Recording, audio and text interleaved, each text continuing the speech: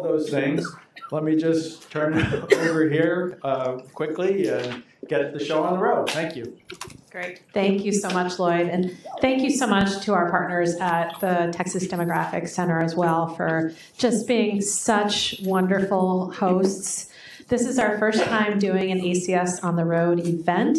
We are delighted to be here in Austin for so many reasons, but really Texas Demographic Center has just made, sort of bringing us into their conference just a real highlight. So thank you. Thank you very much to Lloyd, to Monica, and to others who helped with that effort. So I am going to introduce my colleague, Donna Daly. She's going to give the first presentation. It's going to be a panel or a series of presentations from our Census Bureau colleagues about the ACS and the various ways that they can support you in your work. And just a brief introduction to Donna. She is the Division Chief of the American Community Survey Office. Donna M. Daly is Division Chief of the American Community Survey Office at the U.S. Census Bureau. Daly directs the American Community Survey, the nation's largest demographic survey and principal source of social, demographic, economic, and housing information. Daly has worked at the Census Bureau for, I should make other people guess. I failed at this, for 39 years. So if you have any questions about census, anything, I think Donna's a really good resource for you. She previously led ACSO's data collection area, served as a special assistant to the ACSO division chief, and headed the housing unit non-response data collection branch. Among her many accomplishments at ACSO, Donna helped launch the first ACS internet platform and implemented multiple innovative methods to reduce respondent burden. Donna Daly received her bachelor's degree from the University of Maryland at College Park and a master's certificate in project management from George Washington University. So without further ado, I'm going to hand it over to Donna to tell us more about the ACS.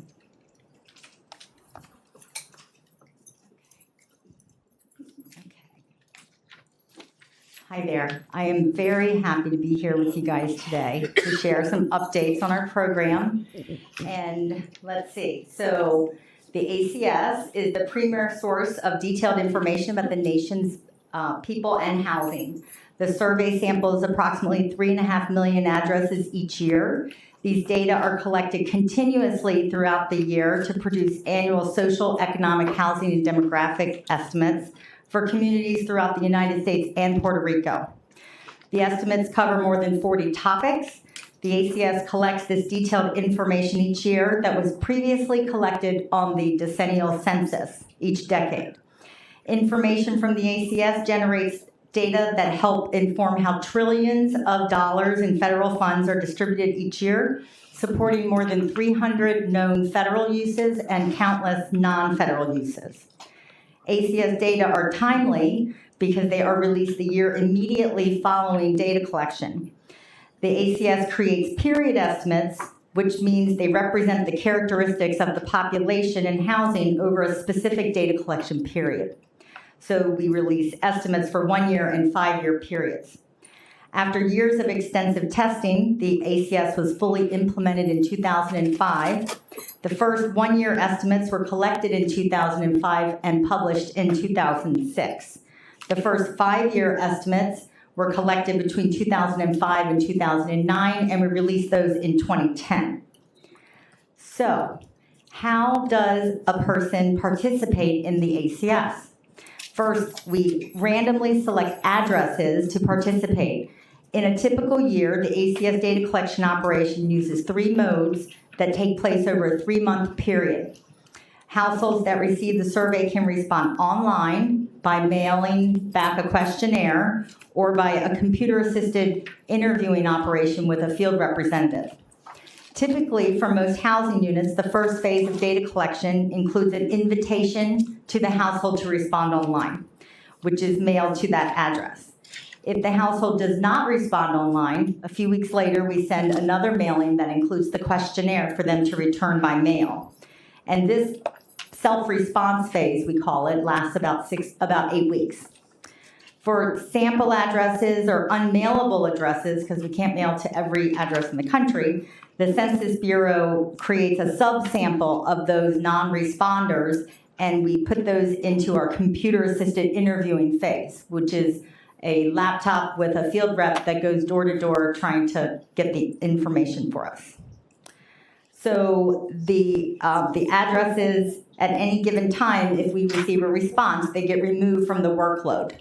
And each address in the country has about a 1 in 480 chance of being selected in a month. And no address can be selected more than once every 5 years. So all respondents are also able to call a telephone questionnaire assistance line if they have questions or if they want to answer the survey over the phone. But each completed survey is an important piece of our estimates because it's a building block used to create the statistics about the American communities. The content that we collect on ACS can be grouped into the 4 main types that you see on the screen there. So, for example, social includes disability, educational attainment, information about language, demographic is the age, Hispanic origin, race, relationship, and sex. Economic, we ask about employment status and income and the number of weeks you worked last year. And housing, we ask about computer and internet use, plumbing and kitchen facilities, your tenure, whether or not you own or rent a home. And along with the numerous topics that we cover, we also provide data for more geographies on an annual basis than any other household survey. The image on this slide shows some of those geographies for which ACS data that we produce and their relationship between them. So lower geographic areas fit neatly within the larger areas connected with the lines there that you see. For example, school, congressional, and state legislative districts fit neatly within the states and do not cross state boundaries. However, they may cross boundaries of counties or metropolitan areas. In this visualization, you can also see the smallest geographic building block is the block group that includes between 600 and 3,000 people. And it's ACS's unique ability to report on these wide range of geographies that gives it such a broad appeal for data users.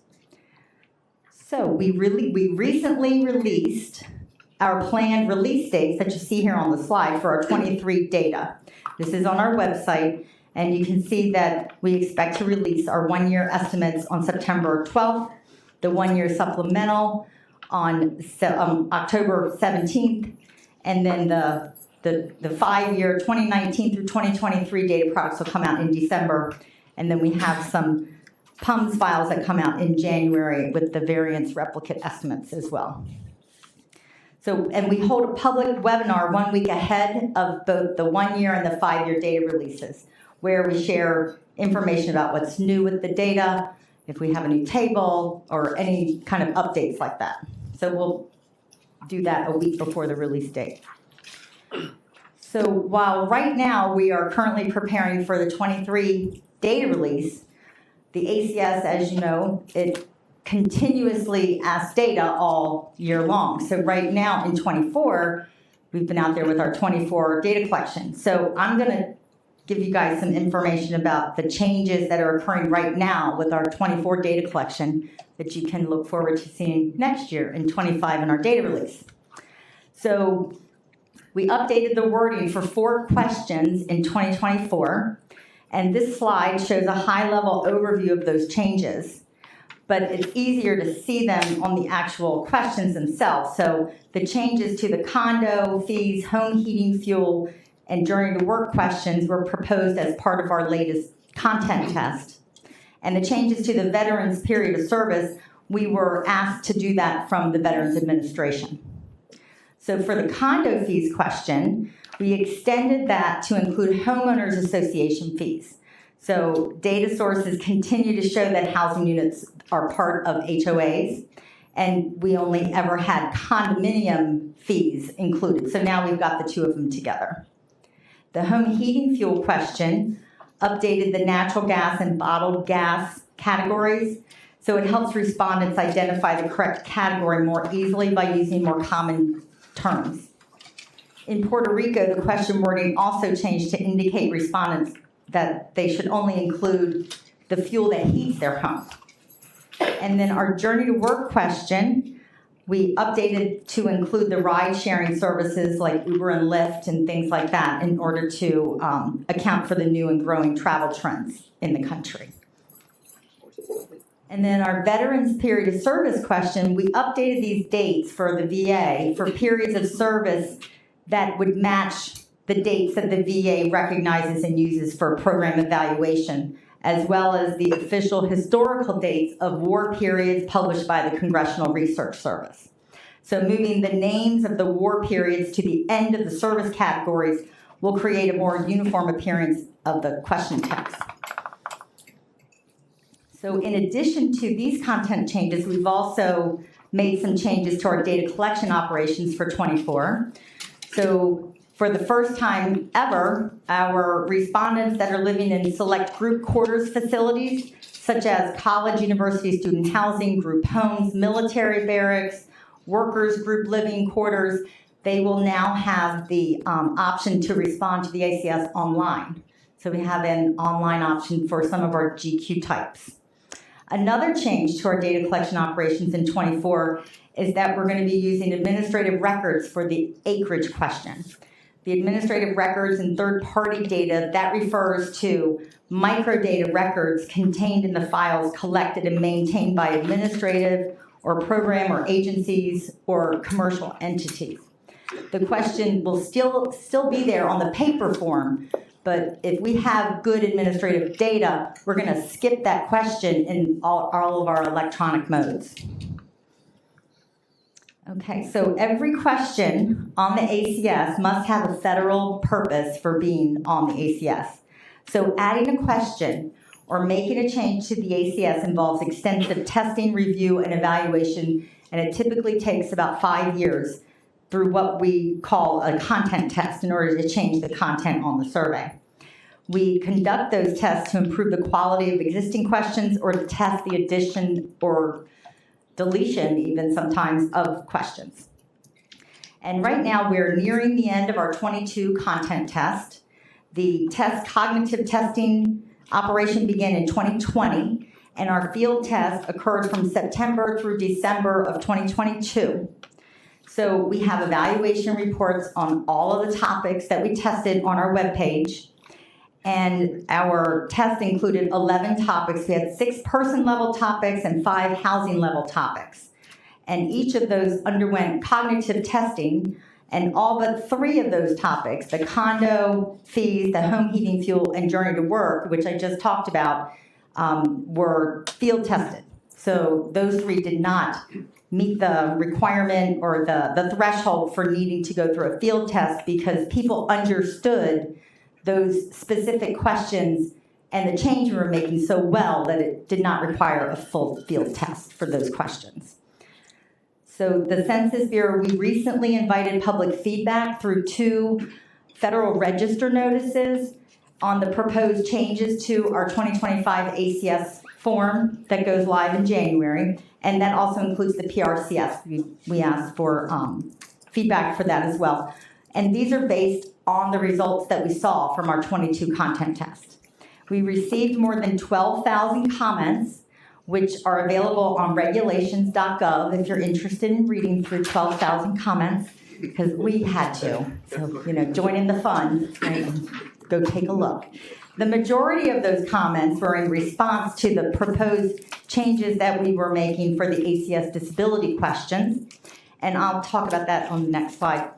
But we've finally completed that review of the comments, and our final submitted proposed changes that do not include any changes to disability are with the Office of Management and Budget right now, today, as we speak, and those will be reviewed and approved, and then that cycle will start in 2025 in January with those changes. And the data, like I said, you'll see in 2026 for those new changes. Okay, so let's talk about disability for a second. So based on the 22 content tests, the Census Bureau proposed changing the current ACS disability questions to a set of questions that were based on the Washington Group short set of disability questions. The National Center for Health Statistics proposed that we make these changes. And as I mentioned on the last slide, we received over 12,000 comments to just that change. And based on that feedback, the Census Bureau plans to retain the current ACS disability questions for 2025. We want to engage further with the public on the disability topic, and we're committed to engaging stakeholders and communities to better understand the challenges with identifying and accessing data for the disability community. The Census Bureau is working with the Office of Management and Budget, the National Center for Health Statistics, the Leadership Conference on Civil and Human Rights, the National Council on Disability, and the Consortium for Constituents with Disability. We're planning a meeting later this summer with federal agency disability stakeholders, disability community representatives, data users, researchers, and disability advocates. So we're going to be announcing more details about that meeting soon. So now I'd like to discuss some testing that we're doing that could impact the content of future rounds of future ACS production data collection. So in December of 22, the Census Bureau received requests from several federal agencies to collect data on sexual orientation and gender identity. The ACS received from Congress an FY23 appropriation in order to research adding SOGI questions to the survey. So a lot of research has already been conducted on how to ask SOGI questions in surveys. The ACS program is going to be building on that research done by other federal agencies, other countries, and the National Academies of Science.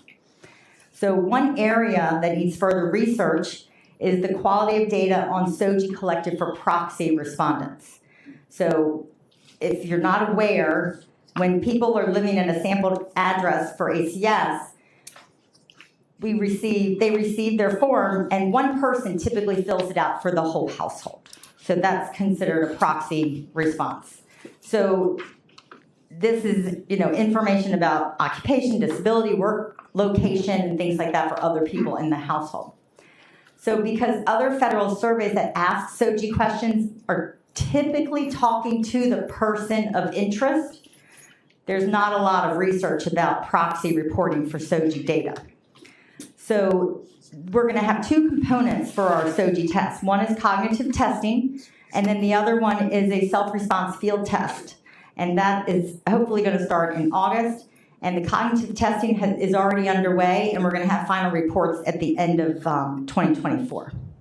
So the cognitive testing is focusing on testing the SOGI questions in Spanish. A lot of research of those concepts into Spanish. So we are actually doing questions in Spanish, and we're including our cognitive testing in Puerto Rico. So that, like I said, those reports are due at the end of the year. The field test is going to focus on assessing the within household proxy reporting, along with exploring where on the form the question should be and the actual question wording. And we'll include the self-response mode, the internet, and the mail are part of the test that starts in August. And then we're hopeful that we will have the ability to also test the computer-assisted personal interviewing, which is the non-response follow-up next year. So on April 29th, the Census Bureau invited public feedback on the plans to test the SOGI topic on the ACS through an FRN as well. And the comments are accepted through tomorrow, May 30th is our deadline for closing that FRN. So we plan to test as long as OMB gives us approval. We're going to test that this summer. And then, let's see. So there's been some exciting news in the federal statistical world that I'd like to raise in case you are not already aware. For the first time since 1997, on March 28th, the Office of Management and Budget issued new standards for maintaining, collecting, and presenting race and ethnicity data across federal agencies. The Census Bureau follows these standards set forth by OMB, so this is a noteworthy change. The updates include using one combined question for race and ethnicity, encouraging respondents to select as many options are applicable to them, adding a Middle Eastern and Northern African as a new minimum category, separate and distinct from the white category, require the collection of detailed data on race and ethnicity beyond the minimum race and ethnicity categories unless an agency requests an exemption, and updating definitions, terminology, and guidance to agencies on the collection and presentation of data. So currently, this just came out March 28th. So currently, the Census Bureau is reviewing the updated, what we refer to as the SPD 15, and we're discussing them within our program areas, and we'll keep the public informed as we develop plans and when and how we plan to implement the changes in our censuses and surveys. Okay, so I'd like to share some information about our data user resources. So we are committed to supporting our data users, and we keep you in mind in everything that we do. We have a lot of ways to access data, but we also have many ways to support our data users. The ACS Data Users Group, it includes a website and online community with over 5,000 members and promotes information sharing among data users about ACS. Membership is free and open to all interested ACS data users. The group is maintained by our friends at the Population Reference Bureau in partnership with the Census Bureau. The ACS Data Users Group Steering Committee provides feedback to the Census Bureau and PRB on ACS-related activities, data products, dissemination channels, and other methods for change. We just selected 12 new members, and we're excited to welcome Monica Cruz in the back of the room there from the Texas Demographic Center to our group. Let's see, in consultation with the PRB and the Data User Group Steering Committee, we also host an ACS Data Users Conference every other year, and we're starting to plan our next event for 2025, and we hope and invite and encourage you guys to attend. And then my staff also presents a variety of public webinars about ACS throughout the year, and we exhibit at events across the nation. And we'll have our next introductory webinar on for the ACS on August 28th. I encourage you to sign up for that. And the staff also maintains an ACS website at census.gov/ACS. And we work to create resources to help data users understand the survey better. And I'll highlight one of those pages. It's called Information For in just a second. We regularly send emails to our subscribers to alert them to upcoming webinars, data releases, and different things that are happening. And we also use social media to promote our work. We have a dedicated staff in our division to answer data user inquiries and questions by either email or phone, and their contact information will be at the end as well. And then finally, we'd love to hear from you and to get information about how you're using our data in your decision making and your the frequency that you're using the data and any user stories that you have. So, and I'll share a link as well later about how to share your story with us. So, and we also have an ACS course called Discovering the ACS that provides a comprehensive overview of the ACS. And there's 4 modules so far. We're hoping to introduce 2 more modules by the end of the year. But the first one is an introduction. The second one covers geography. The third one covers data products. And the fourth one covers guidance for data users. And then, okay, so I'd like to invite you to stay in contact with us. So one way is by telling us how you use data from the ACS. And if you or your organizations use the ACS to make an important decision or help your community or expand your business, we'd love to hear about it. We regularly feature those stories on our webpage. So it's always fun and exciting to see how people are using the data. And I'm also excited to hear our panelists discuss their work today. So everyone here should feel free to share your story with us. And I also wanted to invite you to join our data users group. The group includes a website and online community. It's free to the public. It's got over 5,000 members. And you can sign up for email updates on the ACS, which is also a great way to stay up to date on what's happening on the program. And you can look at any, take a picture of any of those QR codes to find out more information. So, and that's that. Turn it back over to Diane.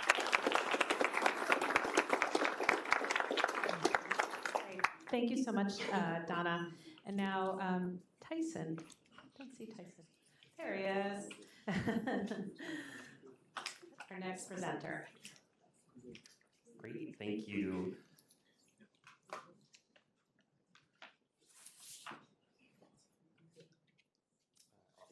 Thank you so much. My name is Tyson. I had the pleasure of starting my career at the Census Bureau in the American Community Survey Office, and right now I work on the communications team for the Center for Enterprise Dissemination. It's just a fancy way to say the area responsible for data.census.gov and the application programming interface.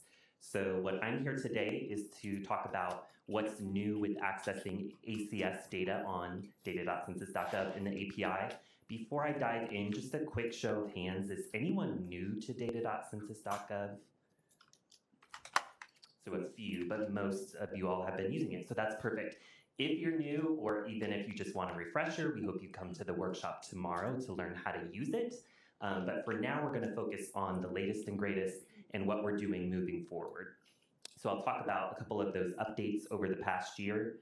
Then we'll do a brief demonstration, technology pending, and then talk about those future enhancements. So many of you may know already that we've been developing data.census.gov through this iterative process. So it means that we are proactively seeking feedback. That's part of the reason why I'm here today, as well as some of the other colleagues from the Census Bureau. We are taking that, analyzing, making improvements to the site, testing those internally, and then pushing those live.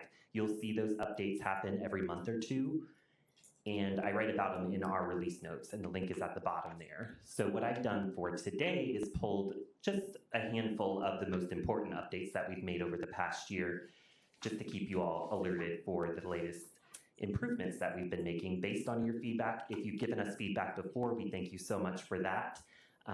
Those updates that I'm going to walk through include address search that we just released last week, improvements to our mapping capabilities, dedicated profiles and apps tabs that follow you throughout the site, as well as a new pyramids application, some helpful buttons in the table, improved download output, and a redesign of the filter panel.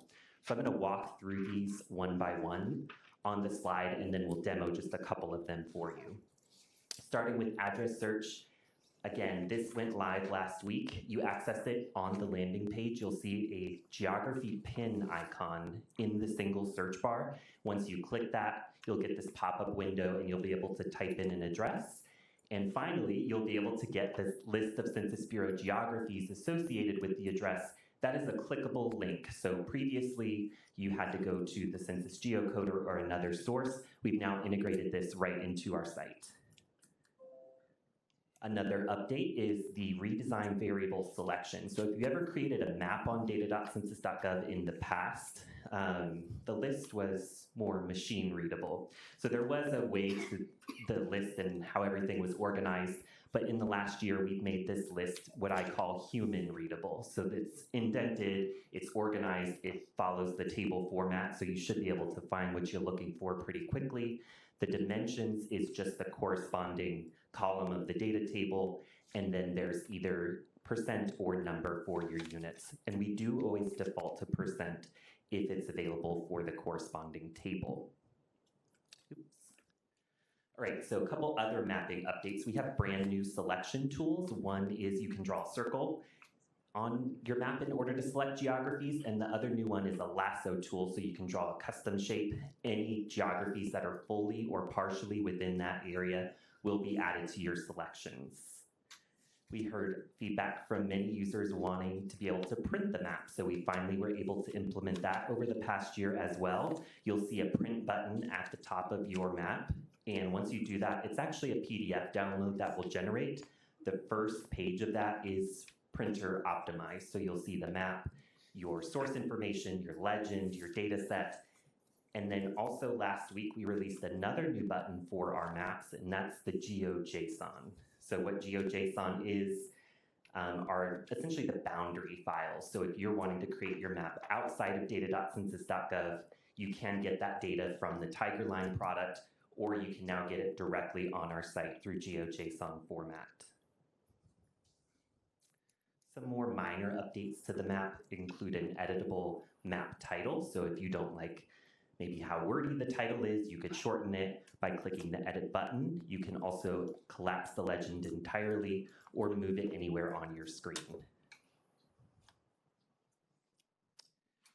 Now moving on to ACS data tables, one new feature that we've added is a citation button. So when you click Cite at the top, you'll see citations provided for you in a variety of formats. Here we're looking at a citation for the American Community Survey DP02, and you'll get MLA, APA, Harvard, and other formats provided automatically.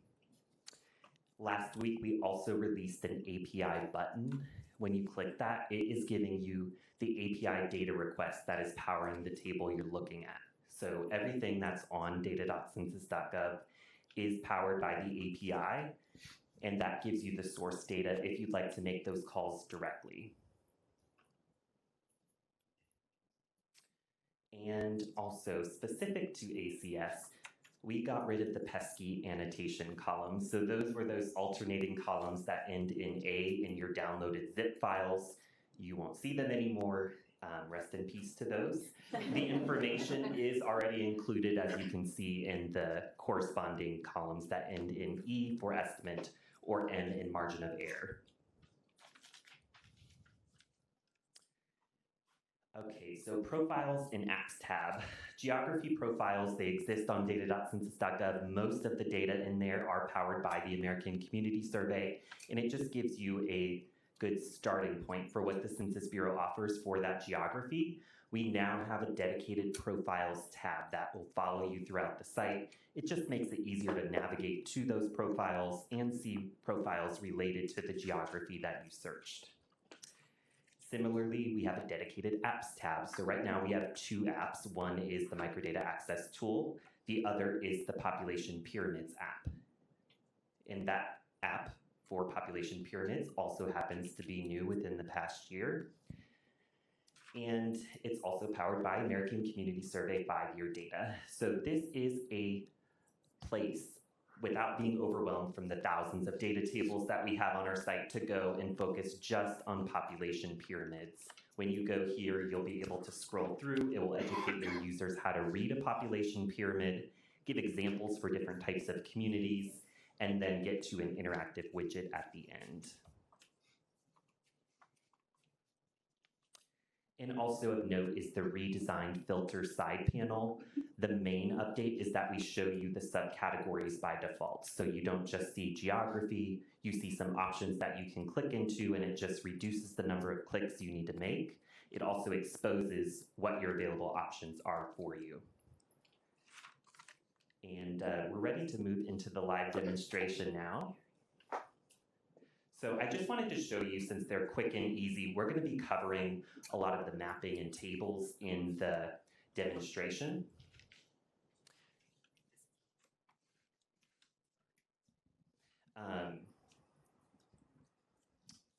So what we were just going to show were the new address search and the Pop Pyramids app. So going to data.census.gov, we're going to start with the address search. You click in the geography pin icon and type in, right now we're typing in 1601 Congress Avenue. It's the address that we're all in right now in Austin, Texas, TX, just the state abbreviation, TX. And the zip code is optional if you have the city and state, so you can put it in or leave it, and click the search button. This is the address card that I showed you all a screenshot of earlier. Notice that those URLs are clickable blue links. So this is telling us different areas that a particular address falls within. And Mary had made a click into one of those once the filter panel loads on the left, notice that she clicked Austin, the word, and it added it as the filter in the upper left. So it's that easy if you want to search by an address and choose one of those geographies to make a selection. From here, you can see there's over 3,000 data tables that you can explore. And if you'd like to add some ACS-specific information, you could add, for instance, a topic or survey. Here we're going to add American Community Survey. 5-year estimates, and we'll do the data profiles just because they're my favorite tables from the ACS. And just like that, we're able to get the ACS information specific to geographies that this address falls within. So we hope that you all enjoyed this new feature as much as we do, and hope to get some feedback on how we can make that even better for you. The other feature we wanted to demonstrate really quickly was the population pyramid. So if we click the Apps tab at the top, then choose Population Pyramids, this is what it looks like. It is optimized specifically for like mobiles, so you'll notice that it takes up a long kind of area on your desktop, but your goal is to just scroll through it and consume the information. I mentioned it tells you how to read a population pyramid. Here we're looking at example of the communities in different areas. So college towns, we see large populations of college-age people, and you can get that analysis at a glance rather than looking in a data table, as you all know in this audience already, but we're providing this to you directly. Military bases and retirement community examples. And then at the very end is this interactive widget. So you have the option to type in your city, state, county. Here we're typing in Austin, Texas, and then press enter or click the search. And we're getting the population pyramid for Austin. So we can see lots of kind of working age people here, maybe young professionals in the city. A couple things I wanted to note before we move forward with anything else. One is the options at the bottom. Just note that you can share this via social media or email. You can also grab the URL from the address bar. And then if you want the actual data, the numbers that are powering this population pyramids, we'll click where it says Austin City. And this jumps you to the geography profile that I mentioned that we have on our site. So the very first visualization happens to be the population pyramids. This gives you the numbers if you'd like to dig in deeper or further explore different data that we have at the Census Bureau. And then bottom also shows the source statement being the most recent American Community Survey data. Thank you so much for helping with that live demonstration. You made it so seamless.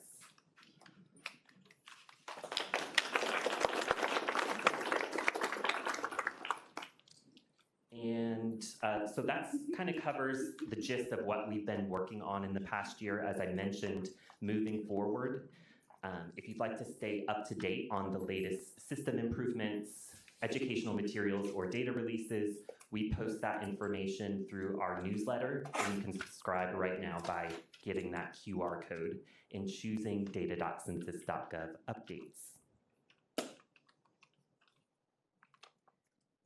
Looking ahead, what we're working on is incorporating more user feedback, additional visualization, so not just population pyramids or bar charts, new applications to add to the apps tab, and the microdata access tool, which is also known as MDAT. We're working on some design updates. Just to give you a sneak peek for what those updates are, primarily we're working towards creating a look and feel consistency with the rest of data.census.gov. So we're working towards getting parity to bring this microdata access tool in line with the rest of the site. And we're looking to roll that out in the coming months. I mentioned earlier, all of this information and updates are based on your feedback. If you have submitted feedback, we appreciate it, and we hope you continue to submit more feedback or data questions. You can reach us by clicking that button under the single search bar or by shooting us an email to census.data@census.gov. And then I'll also leave some more resources here for you. We have a dedicated resources area at data.census.gov where you'll see different recorded webinars that we put on, answers to FAQs, PDFs with step-by-step instructions, and lots of other great stuff. So we hope you take some time to dive into that as well. And with this, I will turn it back over to Diana. Thank you so much. Thank you, guys. That was really helpful.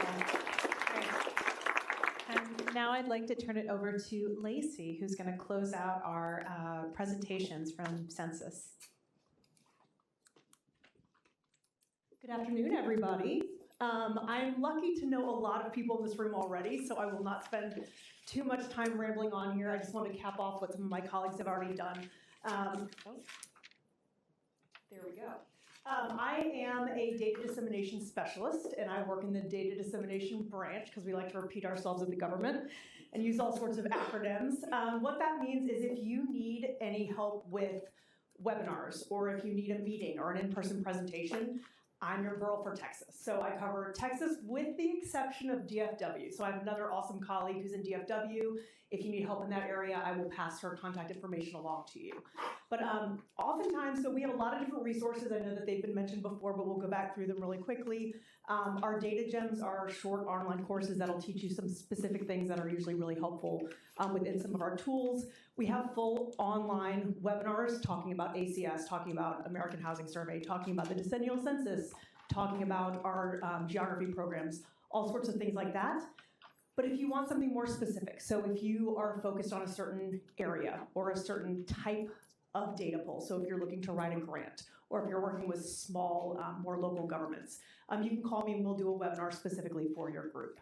So also again, if you've got a big group getting together like this and you need a specific presentation, just reach out to me. My email address is really hard to see, at least from this angle. On that, it's lacy.e.lofton@census.gov. Also on your agenda, it has my middle initial there too.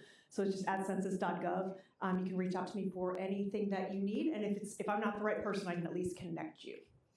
So with that, I think we're going to do a Q&A. All right. Thank you, thank you. Big round of applause for our census colleagues. So now we'd like to take your questions, and I think we have a YouTube stream going as well, so we're hoping we get some questions from YouTube as well. So I don't know if anyone wants to kick it off, ask a question of our colleagues while we have them here. Got to be some questions about the ACS. Excellent, all right. What are the trends in response rates to the ACS regular deal? I had a neighbor who, what is this thing? It sure is invasive, and that kind of response. So, Just overall. Yeah, response rates, yeah. So overall response rates for the ACS is about 82 to 84% on a yearly basis for all modes. So we do enjoy a high response rate that is unusual for survey industry. We think it's because of the value that we're providing to the American people. We also know that it's also due to the mandatory nature of the survey. So we're connected to the decennial census, so we get to tack on to the mandatory nature of that survey too. So, but that's about our response rates. But everybody who's in the room understands that our industry response rates are declining for the entire industry, right? And that is, we are not immune to that either. So helping the public see the value that we're providing back to them about their communities across the nation. I look to data user communities and things like that to get the word out how important participation is in the surveys in order to get quality data out of the surveys and in the estimates. So.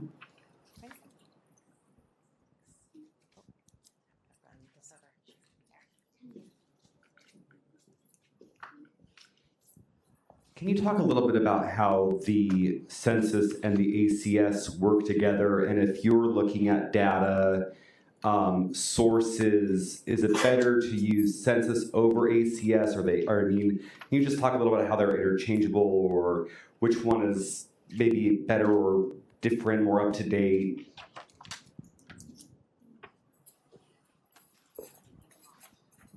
Popular question. So we still have people reaching out and saying, like, I still haven't gotten my income data from the 2020 census, right? It's no longer there. It's in the American Community Survey. At a high level, we would recommend that you use the decennial census, so the 2020 census, if you're looking for your population totals and population counts. And then when you're looking for the characteristic information that we provide, so all the income and education and veterans and all that, you'll use the ACS, and also if you're looking for percentages, we generally recommend using the ACS. Other questions? All right.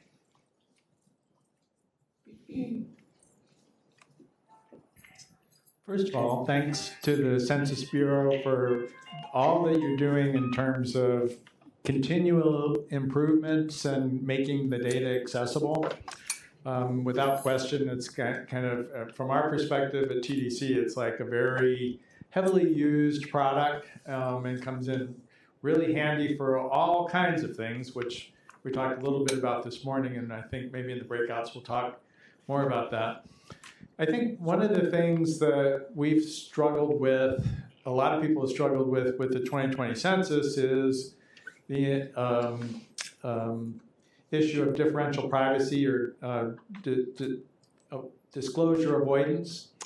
And so I've also been hearing concerns about this creating challenges for ACS. So maybe somebody could talk a little bit about what's going on in terms of this as an issue for the Census Bureau and ensuring that individuals are not identified. Right, so I hear you. Disclosure avoidance for the 2020 census has its challenges. What was it called again? Differential privacy is the word that was, that's the method of the disclosure avoidance that they applied to the 2020 census. So as of today, we have an associate directorate for research and methodology, which is where Tyson works. He works in that ADRM. We love our acronyms at the government. That area is doing disclosure avoidance modernization research work for sample surveys right now. The science will lead the way to where the journey ends for sample surveys. Right now, untangling the disclosure avoidance modernization and what type of privacy you apply to sample surveys is it's going to be a longer journey because it doesn't exist yet. They have not figured it out for sample surveys.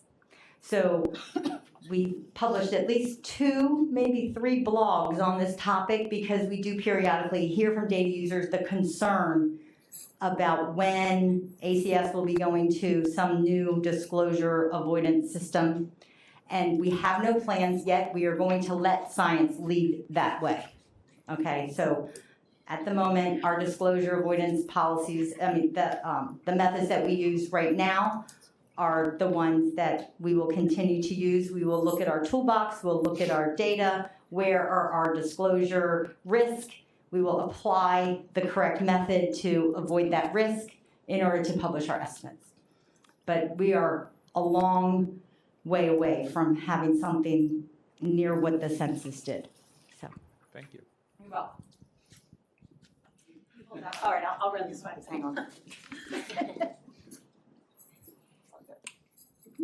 On your pretty pyramids and such, can you click anywhere to get the actual data, like a spreadsheet kind of form, or is it just what you see is what you get?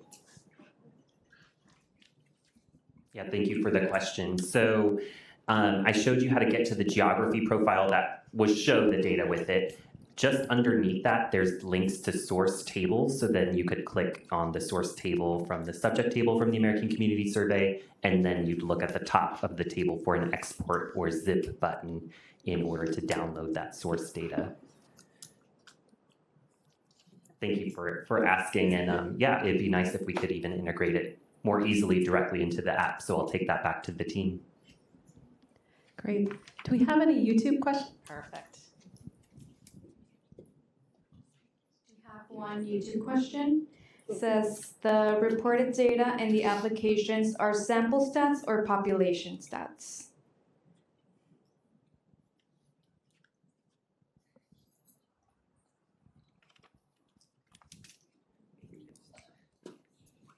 I'm not sure exactly what the context of that question refers to, but on data.census.gov, we have information from different surveys and programs, including the decennial census, which would be the total population count, as well as sample estimates from the American Community Survey and other sources. The population pyramids are exclusively powered by the American Community Survey, which is sample data.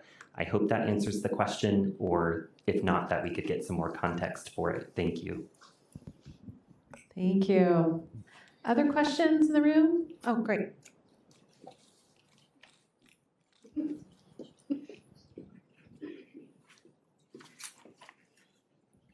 Hi, thank you for your presentation. I just wondered what languages the American Community Survey is being conducted in. Is it only English? So yeah, English and Spanish. So we have an English-Spanish stateside, and then we have an English-Spanish Puerto Rico. So we have the form and all of the electronic instruments in both languages. Now for our telephone centers, for the telephone questionnaire assistance where somebody can ask us a question, we can do those interviews in different languages also. So the telephone centers maintain somewhere in the neighborhood of about 100 different languages that they can support on the phone. In the field staff, they also recruit and hire from local areas. So if we even cover things, like Farsi or Urdu and, different languages like that, they will have folks hired that can run around the region to do those interviews if needed. Does the response rate vary by your Spanish and English surveys? That's an interesting question. I don't know the answer to right off the top of my head, but I can find out. Thank you for the presentation. I'm very interested to know more about the SOGI questions. Are they going to be asked for all samples or just selective household? And what are the expected sample sizes? Yeah. Okay. So the SOGI test is it's its own sample. So it's not the production ACS that will have it in. We have something called a methods panel group. We have the entire sample divided that way so that if we wanted to run a quick test on, a mailing timing test or something, we can throw it out in our production sample and classify it as a methods panel group. That's a production sample test. This particular test is its own uniquely drawn sample, and the sample size is 480,000 addresses over a 2-month period. So 240,000 will be mailed out in August, and 240,000 will be mailed out in September. And now think about the population we're going after. It's a super rare population, and we need to be able to get to that population. So that's why the sample size is so high.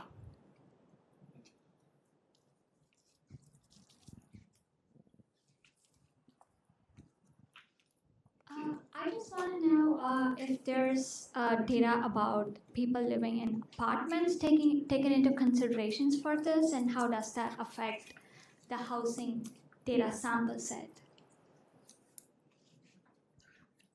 We cover multi-unit structures as well. So our addresses, our frame, our master address file includes apartments and townhouses, row houses. We have all those multi-unit structures built in. So they are also eligible for sampling. So of the 3.5 million addresses in sample every year, there's a proportion of those that are multi-unit structures as well. Okay, thank you. Other questions? Okay, great. Actually, the mic. Here. I'll just run back.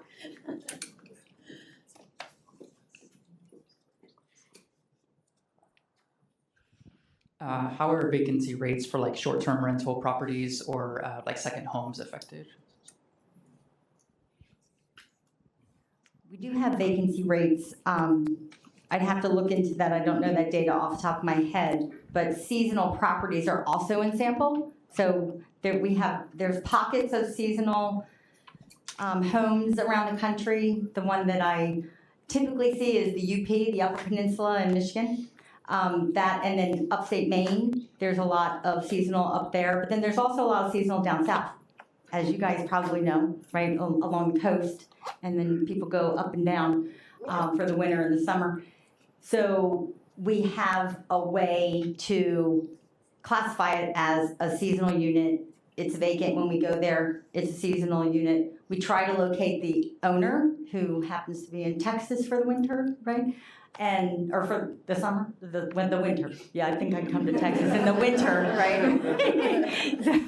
So we do try to find the homeowner. And we do that by way of the FRs will go to their local tax assessor's office and find out who owns this property, things like that. So they have access to those kinds of things and those tools. Great. I think we have time for one more question. If anyone out there has a question.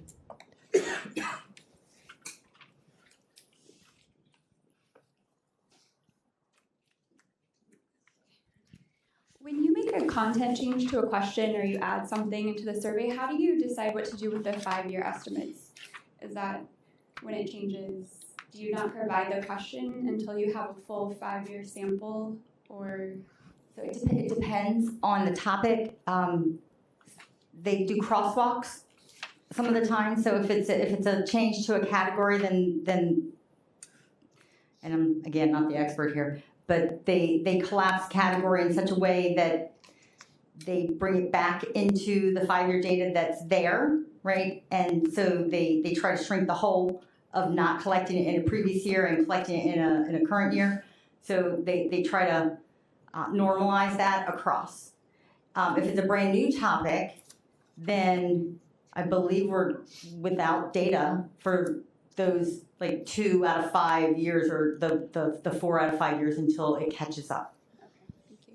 And with the race ethnicity changes, is that something that you'll provide more information on when you make those changes?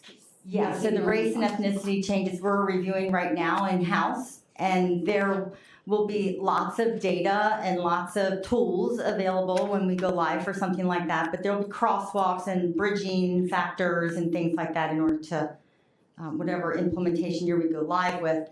That first year, you'll have 1 year and then 4 years without it. So we'll be doing some normalizing again and bridging and crosswalking back. Great. Thank you all so much for such great questions. Thank you all. Another round of applause for our census colleagues. And at 2 o'clock, so in a minute, we're transitioning to the ACS in Texas panel. So I'd like to start welcoming Angela and the other panelists to come on in and start filling in. And if you have any questions in the meantime, we're here this afternoon, so please find us, ask questions. Everyone's happy to help. We're going to get started now with our ACS in Texas panel. So these are data users from across the state who are big champions for ACS data, and they're going to talk more about how they apply this in their work. But first, I want to introduce our moderator, Angela Broyles, the founder and executive director of the Texas Census Institute. She's an experienced social sector change agent. Angela started her census journey when she was appointed by Communities Foundation of Texas to lead the Texas Counts Pooled Fund to support the 2020 census. Angela became engaged in efforts across the state and gained a deep understanding of the importance of census data. Her passion for this work led her to launch the Texas Census Institute to ensure the planning, collaboration, and research needed to elevate the importance of the census and the American Community Survey continues to ensure Texas remains the best place to live and work. And without further ado, Angela. Hi, everyone. Thank you for having us. I want to thank the Population Reference Bureau, Diana and her team, for hosting us today, and of course, the Texas Demographic Center for also hosting us for their conference. So we're really happy to be here. So why are we here? Well, we're here to talk about the ACS, which most of you know, the American Community Survey. But what about it are we going to talk about? So we are all mostly data users, or we have an idea of what the ACS is used for, but we want to hear how people use it. So I guess earlier today we heard from the ACS and we talked about what it is. We've heard about some of their new products. So now we're going to hear some stories from these lovely folks here about how they use the data, some success stories, and really lift it up. So the other reason why we're here is because in the state of Texas, we're seeing decline in participation rates for the American Community Survey. In some parts of Texas, we've seen rates go from 96% participation in 2014 to 70% in 2022. So not only do we want to talk about how important this data is, how important it is for planning, resource planning, quality of life planning in the state of Texas, we also want to lift up how important it is and our hope that with our journey we can increase participation, increase understanding in the American Community Survey, and get more people to participate in it so we have better data. So without further ado, I will introduce our panel. This is a really amazing group of people that I've been able to work with over the last couple years in this journey of building the Texas Census Institute. They're going to talk about how they use the American Community Survey to lift up affordable housing in Austin. They're going to talk about how they use it to grow businesses and economic development in the Gulf region. They're going to talk about rural Texas, how it's a very specific way of using ACS data. And then also we're going to hear about just policy in the state of Texas, how it's used to promote anything and everything in the state of Texas. Sorry, Holly, I don't mean to. They do. Texas 2036 does everything. So we're going to hear some really great stories from them. Hopefully I'll ask them some interesting questions. And if I don't, hopefully y'all will as well. So I'm going to let them introduce themselves, and they all have a couple little slides. They'll talk about quickly their organization, how they use data, and then we'll delve into more specific questions after that. So, Avez, if you wouldn't mind. Hi, folks. My name is Aves Azhar. I serve as the Deputy Director of Housing Works Austin. We're a local organization based out of Austin looking at research, advocacy, and education around affordable housing.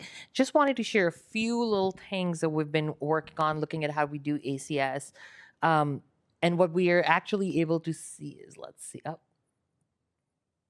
so this is our organization. But really just want to share a little bit about some of the work that we're able to do. So this is a graphic that we produce sort of every year. We've done it for a number of years. We call it the Who Needs Housing That's Affordable. What we actually do is we pull data from ACS around income, splice it up by the MFI levels that HUD defines, or the Housing and Urban Development Department defines. And then using Bureau of Labor Statistics data, we're sort of able to build in what does that look like. So essentially, all this is, it's a really critical tool for us when we're doing advocacy with policymakers and elected officials, really talking about who are we talking about when we talk about affordable housing? Who needs affordable housing? And I think that's really important. And this becomes a really critical tool because we're able to not only talk about what do these MFIs mean, or median family income, which seems like such an abstract term, but who are we talking about? So for example, when we're talking about low-income folks, we're talking about people who are earning less than $88,000. And this includes folks like firefighters and police officers in the city of Austin. These are people who need the housing at that level. So this is just one way we're able to sort of pull together the data and combine it. Another way, and this is a much simpler form of data, so there's not a lot of slicing and splicing here. It's really, we're just taking some really basic indicators around affordability, income, demographics, and putting it in a sort of a graphically representational way. So these are, we call them often like our one-pagers. You'll sort of look at it. I'll talk about what is in there in a second, but essentially, this is for Austin, and then we have city council districts. So some of the data is broken up by the council districts as well. And we're essentially trying to look at different pieces and indicators such as demographics, subsidized housing, cost of living, a breakup between renter and ownership, homelessness, poverty, cost burden, and some really specific things around transit. But again, the idea is there's nothing very fancy, honestly, about this data. Most of this is stuff that you all know really, really well. It's the fact that we're able to pull it together in a way that can represent it, and we can talk about it with policymakers, particularly. So we have these one-pagers for the city, one for each one of the 10 council districts in Austin, and we sort of walk through them. And one of the things that we do is when elected officials get elected to those districts, we go and sit down and try to walk them through what their district looks like. So it becomes a really meaningful way of having that conversation. And then at the district level, we do sort of similar data as well. So I'm not going to go into too much detail, but really the idea was to show to you all the kind of ways in which you're using data around affordable housing and income and just demographics, and pulling that together in really critical advocacy work that we've tried to do here in Austin. So.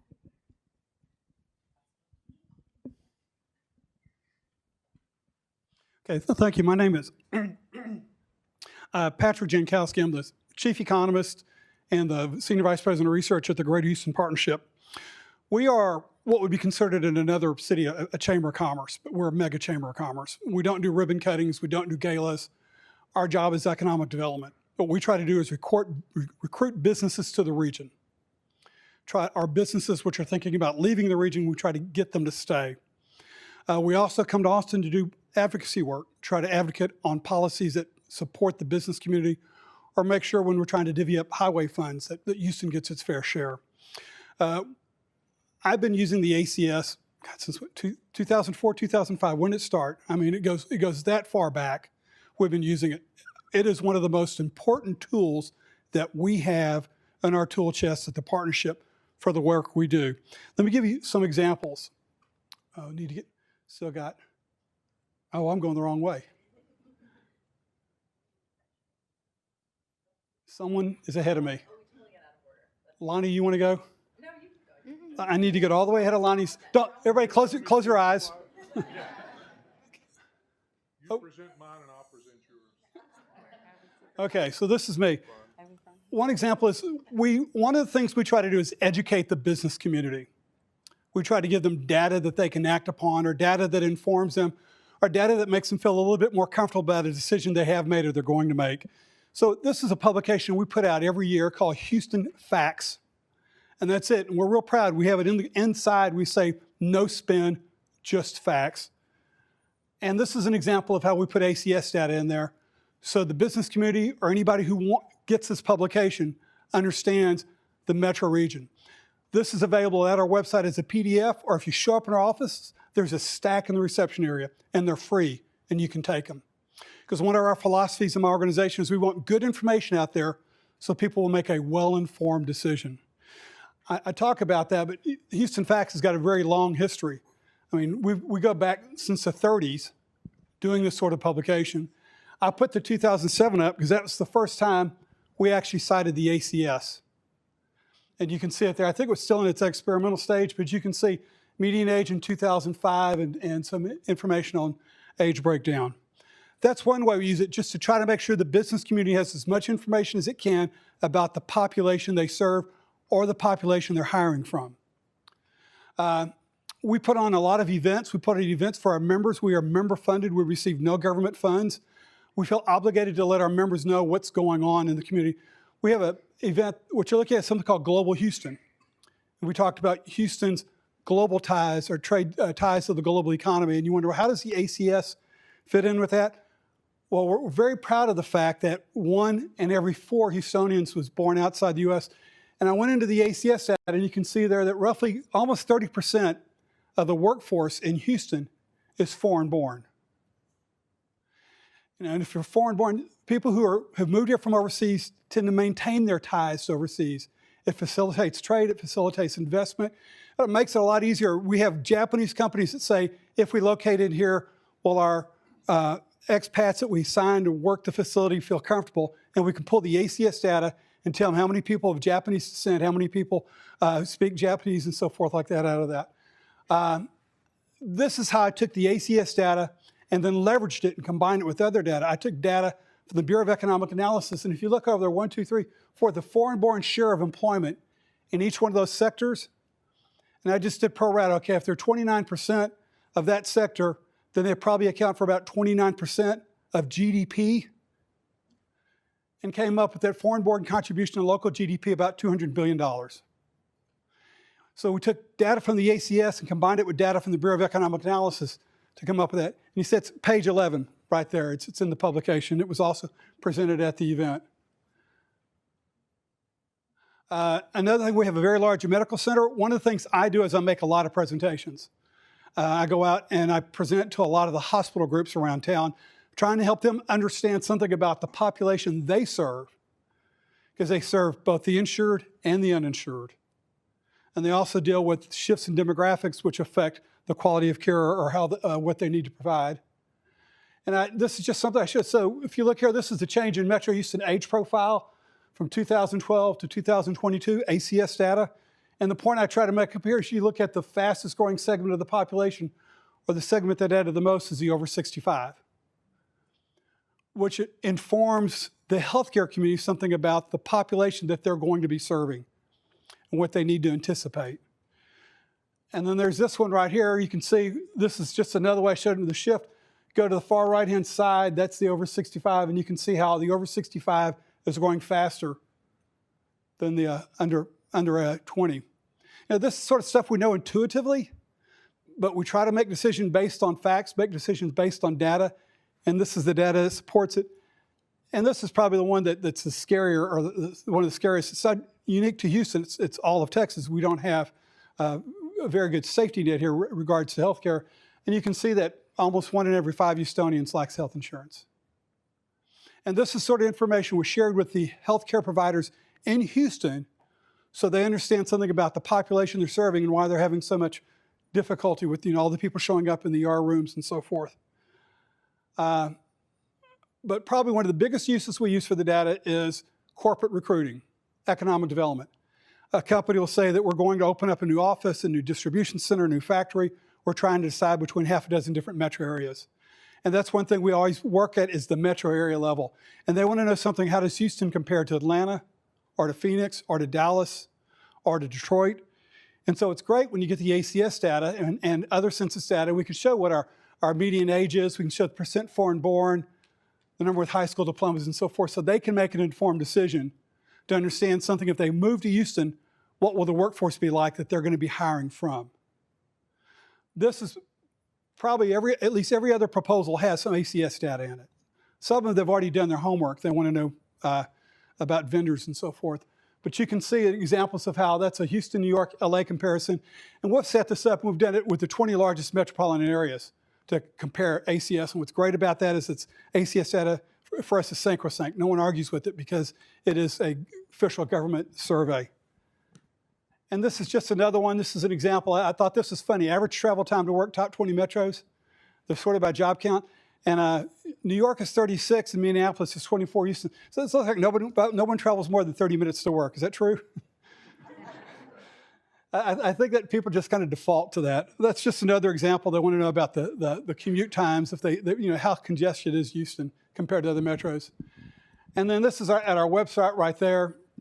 And we are a member-funded organization. We need to serve our members, try to keep our members informed. And this is just the newsletter. This is the October newsletter right after the ACS data came out, where we put everything together to show how Houston has shifted demographically over the last 10 years. And a lot of people intuitively know things have changed. This is the data that illustrates how much it's changed. The October newsletter that we share with our members shows the changes over 10 years. The November newsletter, we go ahead and we compare how Houston compares to the top 20 metro areas.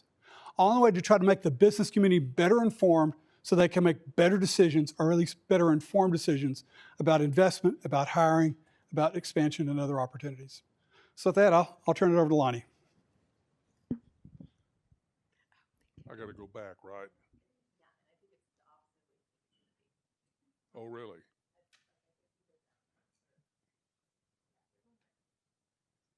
Here we go. All right, now, Patrick's from Houston. I'm from Houston County. If you're not familiar with Houston County, I tell people it's about a 2-hour drive and 1,000,000 miles away from the city of Houston. My name's Lonnie Hunt. I'm the Executive Director of the Deep East Texas Council of Governments, or DETCOG. We're based in Lufkin, Texas. I live in Crockett, Texas, Houston County. We're a rural region. There are 24. You're probably familiar with councils of government or regional planning commissions. There are 24 of us in the state. Almost all of them have an urban center surrounded by rural counties. Here in Austin, CAPCOG is the Council of Governments, and of course Travis County and some of the neighboring counties are very urban counties, but they still have rural counties out in the outlying parts of the CAPCOG region. We're one of those few COGs that's all rural. The largest city we have is about 35,000 population, which is Lufkin. One of our counties has less than 10,000 population. Several of our counties are in that range from 10 to 20,000. So we're rural and proud of it, but we have some very special challenges because of that. And I want to point out, because people don't realize this, I'm going to give Evan Smith credit for this saying because he's the first person I heard say it. Texas is rural and rural is Texas. rural Texas is very important. Now, if you just look at the numbers, we're way outnumbered. We couldn't get anything or do anything or have anything if you just look at the population numbers. But more than half the counties in Texas, I believe it's 160, have less than 50,000 population.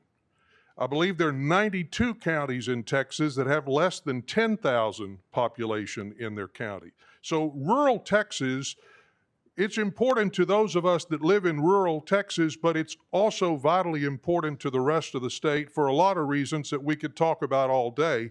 And of course, the majority of counties in Texas are declining in population. That just makes things like the ACS data even that much more important. Challenges, you're looking at the biggest challenge in rural Texas. I promise you, I'm the least knowledgeable person in this room about ACS data and how to mine it and how to use it.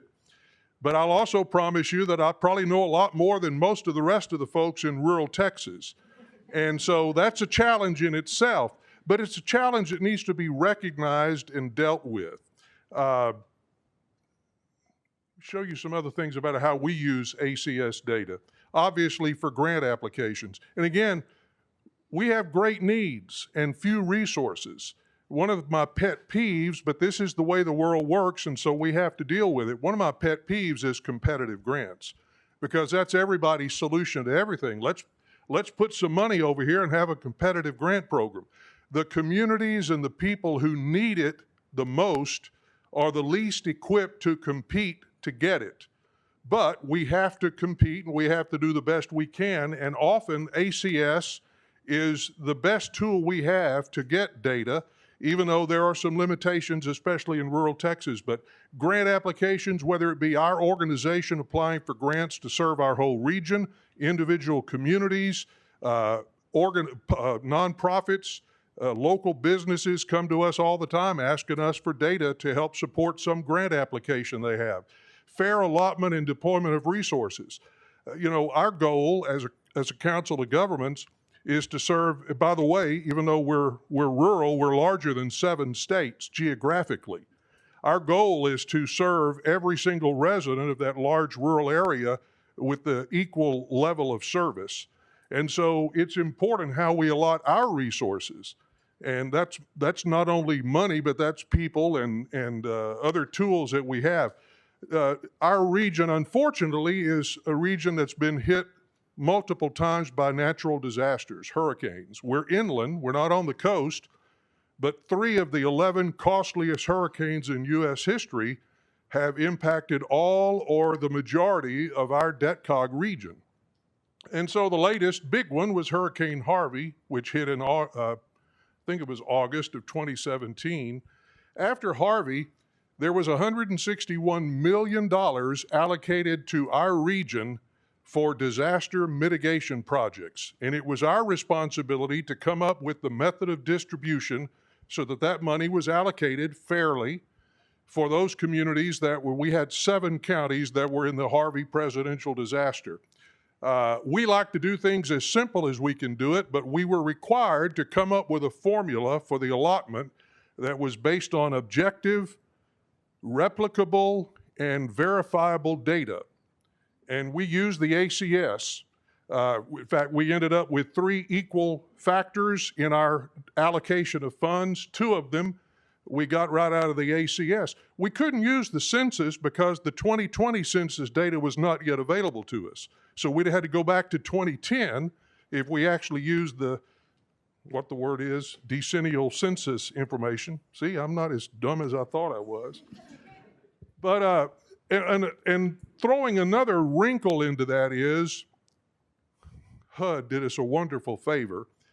They decided that some areas were what they called HUD, most impacted and distressed, and some were not. Money was allocated for everyone, but 2 of our counties were split. In Polk County and Tyler County, there were individual zip codes that were designated as HUD, most impacted, and the rest of the county was not. And so we had to literally develop 2 methods of distribution, And we had to account for population and vulnerable populations and LMI populations by zip code. And we were able to get that out of the ACS remarkably. I was thrilled. So, that's just an example or two of how we use it. I want to close by just pointing out, when you talk about hard to count populations, we check all the boxes. First of all, just by the nature of rural people don't respond to things very well voluntarily. That's always a challenge in the census, and I know it's a challenge in the ACS. But in addition to just the nature of rural people not voluntarily responding to questionnaires from anybody, we've also got more than our fair share of low-income residents, low literacy levels, high population of seniors, higher than average population of racial and ethnic minorities, and just a general distrust of the government. I think that's everywhere now, but we're not immune in rural Texas. So anyway, I think I've wrapped mine up. Oh, excuse me, Holly. Thank you. I hope that's working.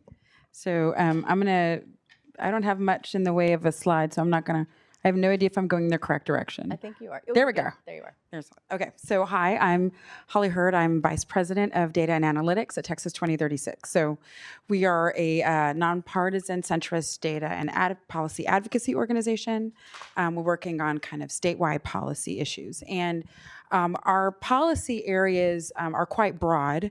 And as a result of that, the ACS has been a really great data resource for us across many of our areas. So we work in areas such as education and workforce, health and healthcare, justice and safety, natural resources, infrastructure, government performance. And so we go to the ACS as a data source and resource for much of our work. So examples include, the images that we've got here, those slides are taken from our strategic framework, which is a collection of 36 policy goals that we have. And that is backed up and measured by data. Of the 150 metrics on our strategic framework, 9 come from the ACS, either directly or indirectly. And so that's one way in which we're literally just tracking how Texas is doing and using the ACS to track that data. More specifically in terms of how that impacts some of our data and research projects. For example, the uninsured rate is probably the most important metric that we track in our health and healthcare space. And that has been the kind of the support for and the motivation for a project that we rolled out recently and are continuing on called Who Are the Uninsured? And so knowing that Texas leads the nation, unfortunately, in the uninsured rate and kind of by a mile, we wanted to know, well, who are the people that are uninsured? Why are they uninsured? And how are they accessing or not accessing healthcare without insurance coverage? And so using the ACS data, particularly the small area estimates, and the local estimates, we were able to do a project over a year of doing 25 focus groups of finding people in communities who were uninsured, interviewing them. That then powered some of the questions that went to a survey, a statewide survey that we did, and we rolled out that report several months ago. And then that work is continuing on trying to also think about other questions, and we're going back to that work. So the ACS data on uninsured rates has really been important to support some of our research work. And then, of course, our ultimate goal is not just to do data and research, but to drive policy. And so another example of that is housing affordability information. And so we also track that. And so kind of a key metric in the housing affordability space, obviously you obviously know this very well, is tracking the ratio of median home price to household income. And so kind of a key metric is you kind of like the median average home price in a community to be about 3 times the median household income. And so that's something that we've been tracking over time for Texas, and that underlies a lot of the work that our housing policy team is doing and thinking about ways to pull some of these policy levers to kind of maintain and maybe hold down that ratio and it's going up, but try to maybe keep that from going up further. So that's just kind of a way in which we connect data to research to policy in the work that we do for Texas 2036. Thank you so much, Holly. Thank you, everyone. These were great presentations. I wanted to do a quick time check. 2:30. Okay, great. Ooh, we're doing actually really good. I mean, like literally on the nose. Okay, this is great. Okay, so now I'm going to delve into some more detailed questions with everyone, more in depth about how they use the work. We also have some ACS folks in the audience, so we're going to try to speak about, favorite data pieces, successes, how we can merge stuff. So we can really talk about ACS in specific. So I'm going to start with Patrick, who really comes from the business community, as we heard, and he does great work in the Gulf Coast. And so one thing is he mentioned his advocacy, but that he didn't actually tell more details. So I was hoping you could tell them a little bit more about your actual advocacy journey for the American Community Survey. But then also, I would love to hear, Harris County is huge. And one of the things that I noticed from his presentation is that the combination of data. So he uses the ACS with other features to really come up with pieces. So I'd love to hear more about that. Like, what are the different ways that you combine, or the ways that you like to combine the ACS data to get information? Do you want to pass that down? Thank you. Well, I guess the first part of the question about advocacy, God, that's a long time ago. You're going to have to help me remember. This was 10, 15 years ago. I was actually in Washington, D.C., and I testified in front of a House subcommittee, this committee which overviews the census, about the case for the business community and why it's so important to us. And I'm trying to remember, the head of the Census Bureau at the time was... But it was myself, someone else. 2010, this is when they were trying to make the ACS voluntary. So he went and testified to and we keep had it from... Okay, Bob Groves? No, it wasn't Bob Groves. So anyway. Well, maybe it was. I mean, it's been a while. But I do remember one of the problems was we had a local congressman, Ted Poe, who was very much against making the ACS mandatory, and actually went and met with Ted Poe on 2 different occasions to try to talk to him about that. And he kept on coming back, and I said, I told him I'd relay my feelings back to the people, his feelings back to the Census Bureau, but I knew you guys already knew it. But that was one thing I did was that. Also, somewhere in the depths of the Census Bureau's website, there's a video of me. And I talked to it about how the economic development organizations use the ACS data and why it's so important. And also, I was on the board of an organization called Council for Community Economic Research, C2ER, and a board member of National Association for Business Economics at the time. And so I'm lucky that my organization does not put any restrictions on me speaking to the media. I can say pretty much anything I want. I mean, obviously, I'm a little bit self-control. But so back then I was doing a lot of speaking about how important the ACS was and how important it was for it to remain mandatory. So that's my past history. That's why, like I said, I've been using it since it was a test. Yeah. Well, and you still have it. Obviously, you still have it. I wouldn't be here. So. And then the next one was how you combine the data. So you use the ACS with other data sets. So you mentioned one of the economic. Well, this one, probably the one, and I keep on trying to drive home the point, and about how international Houston is, and have our own residents understand that. And so one thing we've done with the ACS is we're constantly putting out there, and it goes out multiple different ways, about the percentage of the population which is foreign-born, and then the breakdown of different industries and how I applied. I went to the Bureau of Economic Analysis, downloaded their data on GDP by sector. I had to do some cleaning up of the data, but then applied percentage of percentage of foreign-born employment to that sector to come up with that estimate of the $200 billion. And I've done that multiple years now to try to bring that point home. That's probably the best instance of how we use that to combine. Do you have a favorite tool that you like to use? The American Community Survey data? I know you mentioned one before. I'm there all the time. No, it's just ACS, and I always go to, I guess, I especially appreciate the fact that Houston is so big that we get data every year. And so when you say, what I like about the ACS, we're going to get a little ahead, but that's one thing I like because we're so big. And when we're competing with other metros, we're competing with other metros. So I'm trying to compare the demographics of Houston with the demographics of Dallas, or the demographics of Phoenix, or the demographics of Atlanta. And they're all large enough to where they get that fresh data set every year. And it's all done by the same standard. So So it's not, do I have a favorite city? It's how I like to use it. And I like to use it to compare Houston to other metropolitan areas to see how we compare. Part of it is for the economic development, trying to convince the company this is where you should relocate.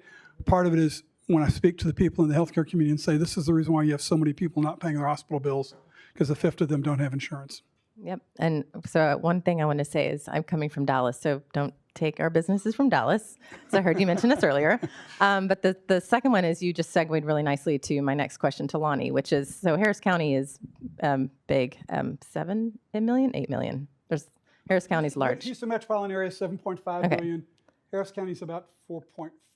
And so as you mentioned, they have a rich trove of data. The ACS is very useful. They get yearly data. They have a lot of people there. But Lonnie's coming from rural Texas, where, as we know, their sample sizes are going to be smaller. They're going to have fewer people are responding. And so, Lonnie, I wanted to ask you, in terms of, the data not being as accessible as it is for like Harris County, what are some of the challenges that you guys face when there's missing data, when it just doesn't exist? Well, that's the challenge, missing data. We don't have a lot of other sources to go get it. And we don't really have, by the way, I'm going to start calling Patrick and using him to look things up for us. But, we don't really have, even though we're a regional council of governments, the way we're funded, we don't have funding for a staff member to really do all this research. So if it's not plainly laid out in front of us, and my example that I love is the quick facts. We can usually, when we need some information for one of our communities or counties, we can usually pull up the census quick facts and find most of what we need right there. Now, thank you for that, but the negative to that is a few years ago, they discontinued quick facts for communities under 5,000 people. Now, in Deep East Texas, just among our incorporated cities, we have 40 incorporated cities. And there's Lufkin and Nacogdoches and Crockett and Center and Livingston that are over 5,000. So there are 30 plus of our cities in our region where quick facts is not available for that city. And I asked one of my staff members who's now retired but used to be our go-to person for this, for an example. And the example he gave me was that he had a clinic, a medical clinic, that was trying to get some grant funds for patient services, some additional, I'm not sure what it was, but it was something related to patient services. And they have clinics in Timpson, Texas, St. Augustine, Texas, and Center, Texas. There's a quick facts for Center.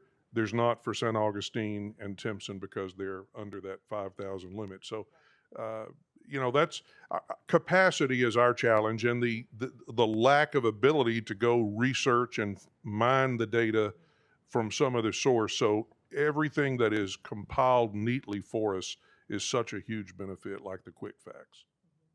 That's great. Thank you for that.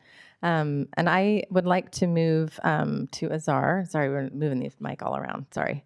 So I wanted to, we're hearing about the uses more from like a community perspective and serving regions. And, Azar is coming from the Austin area, and he is working with building affordable housing for Austin and in Austin, rather. So I'd love to hear from you some success stories, like some wins that you've had, how you've been able to use the ACS data and have some policy wins, or all the different ways that y'all have wins for Austin Housing Works. Yeah. So fun thing I'll mention is, so now I'm getting to leadership of the organization. I started here as an intern whose first job was looking at ACS data to produce a lot of these things. So I'm like, that's really what I've done in this organization for the past decade. But one of the things that we did was, at the time when we were starting in 2014, Austin used to have an at-large city council. So there were 7 council members and a mayor. They were all elected at large, and we moved to a district-based system. So we now have a mayor in 10 districts. And I remember that election very well. There were 92 people who were running for office across 10 districts. We got 11 people in office, and 10 of those people had never been in office before. So it was like this really clean slate of new people who didn't fully even understand their districts. And these districts were brand new. They had just been created in 2013. That's when we created these district profiles of taking that data and breaking it down to the district level to really be able to talk to those folks about what their district looked like. And very quickly, you started seeing the discrepancies in where housing was and where affordable housing was, where we had concentration of poverty issues or high opportunity areas were lacking. And I think those data sheets have, over the years, now they've become pretty accepted and they're really easy to talk about. And I feel like our community understands that. But at the time, it was really interesting to sit down with people and use that ACS data to really help people understand what does it look like for housing as a landscape across the city and the region, to your point, right? Like it's a very regional issue. It's very hard to talk about it at just a localized level. But leveraging that ACS data to talk about where the gaps are, where some successes are, has been really critical as part of our advocacy with elected leaders specifically. Because part of it is really sitting down with elected leaders and talking about where those things where more work is needed, where are things that we're doing better. And we track this data. Every year we create sort of a new profile. So over the past decade, we now have like a bit of a series. To that challenge question, I'll add, one of the challenges is trying to explain to people that some of the data in ACS particularly does not work very well as a time series. Particularly when we're trying to talk about sub-geographies to even a city, because we're then relying on census tract data at the margin of error. It gets a little wonky. And I think that perhaps has been one of the challenges as well, talking to policymakers, because they look at a number and they're like, oh, well, 10,011 people are living in poverty. And you're like, well, let's just think about that. We're not saying it's 10,011 people, but it's really important to look at those trends, particularly as we see where we are headed as a community. So it's been really critical advocating. And then we've seen a lot of wins around policy moving in those directions. Like one of the biggest one is increasingly, and I really want to highlight our colleague here from the city of Austin, Lila Valencia is a demographer for the city. The city has really taken up and championed that thing of dispersion of affordable housing, so that we're not just concentrating in historical Black and brown communities and low-income communities. And I think that's been one of the biggest successes that we've been able to see using this data. That's great. Thank you for that. We do some advocacy work with our congressional delegates as well, just about the census in general, kind of taking a playbook from Patrick, and we do the same with census data. So that's really great to hear. So now I'm going to pass it to Holly. Sorry, musical mics. Hello. So Yves is talking, they have a very specific region, Austin, a specific policy area, housing. Well, Texas 2036 touches on all of these things. You touch on regional issues, business issues, infrastructure, water, natural resources, education. I'm going to let you talk about that. Rural. So I would imagine in that situation, when you're looking into policy, you're going to come across some bipartisanism or political divides, like how, and you've got a lot of work, y'all have a lot of work cut out for you pushing for everything that the state of Texas needs. So how do you use the ACS data to really champion policy in a bipartisan, is that the right way? Nonpartisan. Nonpartisan, sorry. Yes, there's definitely a difference. So thank you. Thank you.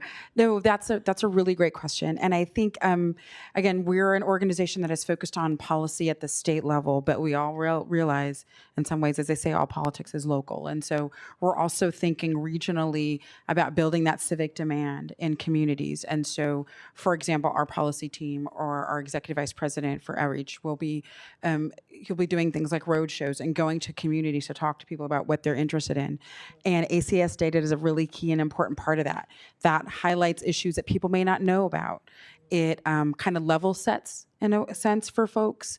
And so that, in a sense, bridges divides by bringing everybody together with kind of a shared set of facts, right? We're all kind of aware in what's happening and knowing what's happening in their local communities. And I think it's also important when our folks are communicating with the legislature or with folks like that and offices that they are interested in what's happening in their communities, right? These are good people who are going to be making state policy, but they also want to understand how that reflects their local communities. And so again, ACS data and that localized level is very important to help people understand what's happening where they are, how that relates to the state, how that relates to certain regions. And so the ACS data is really vital for providing that shared set of facts, for providing it at a regional, localized level as much as possible to kind of get people on the same page. And then once we're kind of go from there, then everybody understands the value and importance of what needs to be done. So yeah, that's in that sense, it's very important. It's like using the data as the talking point and being able to take it down to a granular level. We start from the data. Yeah, and go from And there. do you have any success stories as well? I was thinking of for policy work with Texas that you used that you think ACS data supported. Yeah, absolutely. So another example of a big policy effort that we had, particularly in the last legislative session last year, was on broadband. So getting funding to expand broadband access, particularly, again, to our rural communities. And so our policy team worked very hard to, again, make sure that legislators and agencies and folks understood where there were gaps in broadband access, and the ACS was the other part of that, because that tracks broadband subscription. How many people actually have a subscription to broadband in some form? And so that kind of data, again, at a localized level, was incredibly important, and that helped us to support those kinds of efforts and helped us support the legislature funding more than $1 billion for broadband access. And so that's, I think, a really big legislative win for us that I think would not have been described, wouldn't have been made plain and real to people without ACS data understanding, for example, areas where broadband subscription rates were quite low. And the reason is because people didn't have access. Yeah. And I was just thinking that's sort of a combination of data as well, because for the broadband, there was ACS data, but then also the FCC maps, right? In order to really try to build out the best case scenario of like where we really feel like broadband is. And exactly. Yeah. And y'all do a lot with water as well. Is there any, Yes, do you we happen do. to have any ACS data, water stuff? Yeah, absolutely. It's interesting. When I was preparing for this panel, I reached out to my colleagues and said, tell me a story. Tell me what data points from the ACS you use and how you use them. And one of them was from our policy advisor who works in water and in electricity. And one of the things he said, well, I'm not sure I use ACS data directly, but he uses data and information from the Texas Water Development Board. And I think there's somebody here from there, and they, of course, use ACS data in their projections and planning for water use. And so that's one way in which kind of ACS is underlying a lot of other data and a lot of work that's happening. And so he's using it that way. And he also mentioned, for example, similarly with electricity, for understanding the electric grid, how that's being used.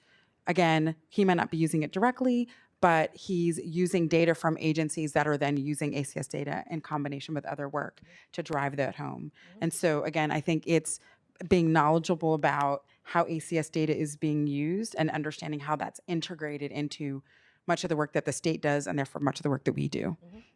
That's great. Very good. Y'all had a lot of wins with water in the legislative session. So that's great news.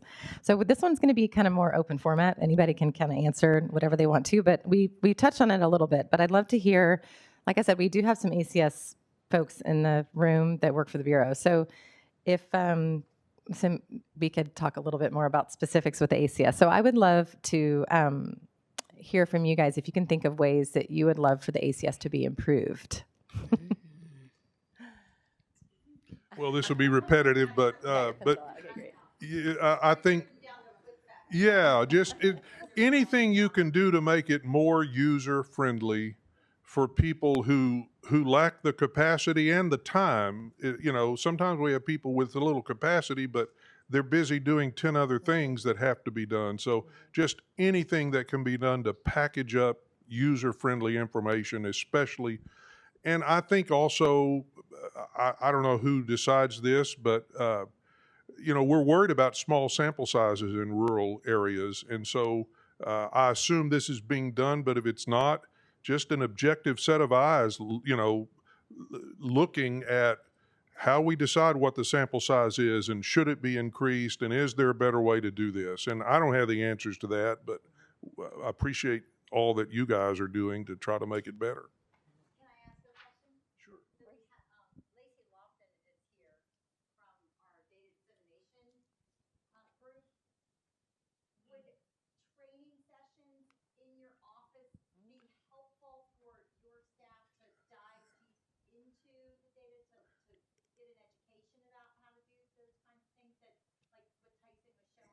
Absolutely. And Jenny Lewis Ford is sitting right behind you. She's with our Texas Association of Regional Councils, which is the association for all the COGs. And perhaps a training could be done on a statewide basis that every COG could participate in. I know it'd be very helpful to us. If I can emphasize that, we have had a visit to my office and spent an hour and a half around the table clicking through everything and asking all sorts of questions, and it was invaluable. So I suggest if you have an opportunity to have Lacey or someone come out and do the training for you, you should take advantage of it, because we like to think of ourselves as being pretty savvy, but some of what we learned from Lacey, it's well worth it, and all we had to do was provide lunch.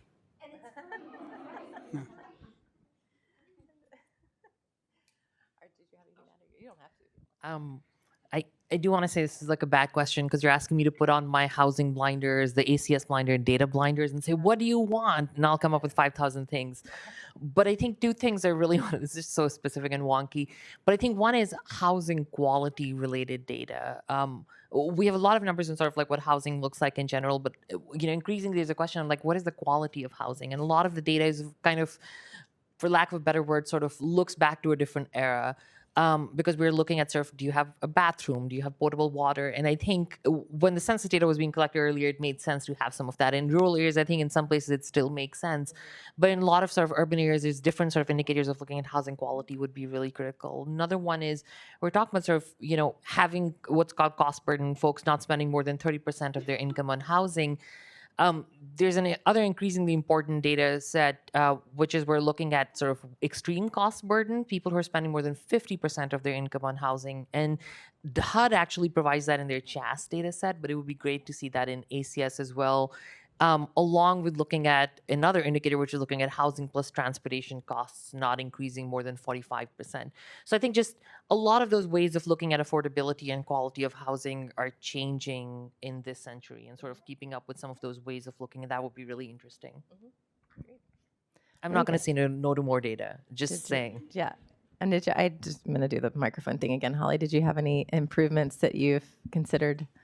Well, I don't want to beat a dead horse, but I think we all want kind of more data, kind of more localized. And so I realize that it's hard to get, all the places on an annual basis, and we're working with the 5-year rolling average, but is there consideration to maybe narrow that to maybe a 3-year rolling average, or something that narrows that window but could still provide that geographic richness? Just as a compromise might be kind of helpful. Just to bring, again, kind of that data on a localized level, but somewhat more recent, and not just over a 5-year average.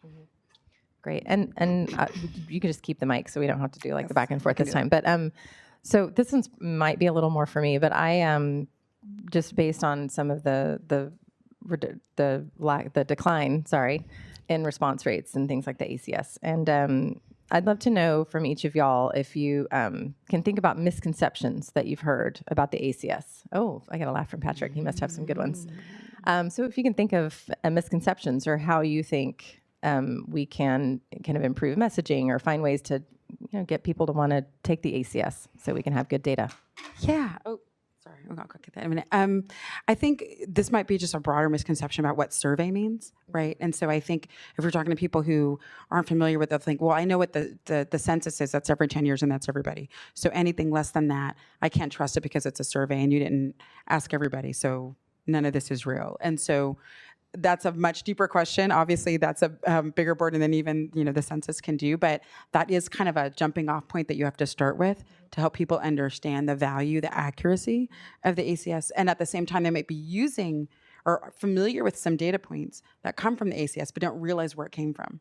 And so if you can start from, are you familiar with, you've heard about the uninsured rate?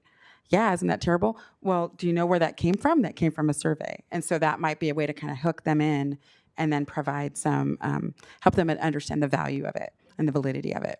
So, any misconceptions that you've heard about the ACS? There's just this, going back to this distrust of the government and privacy concerns. It troubles me, and I don't know what to do about it.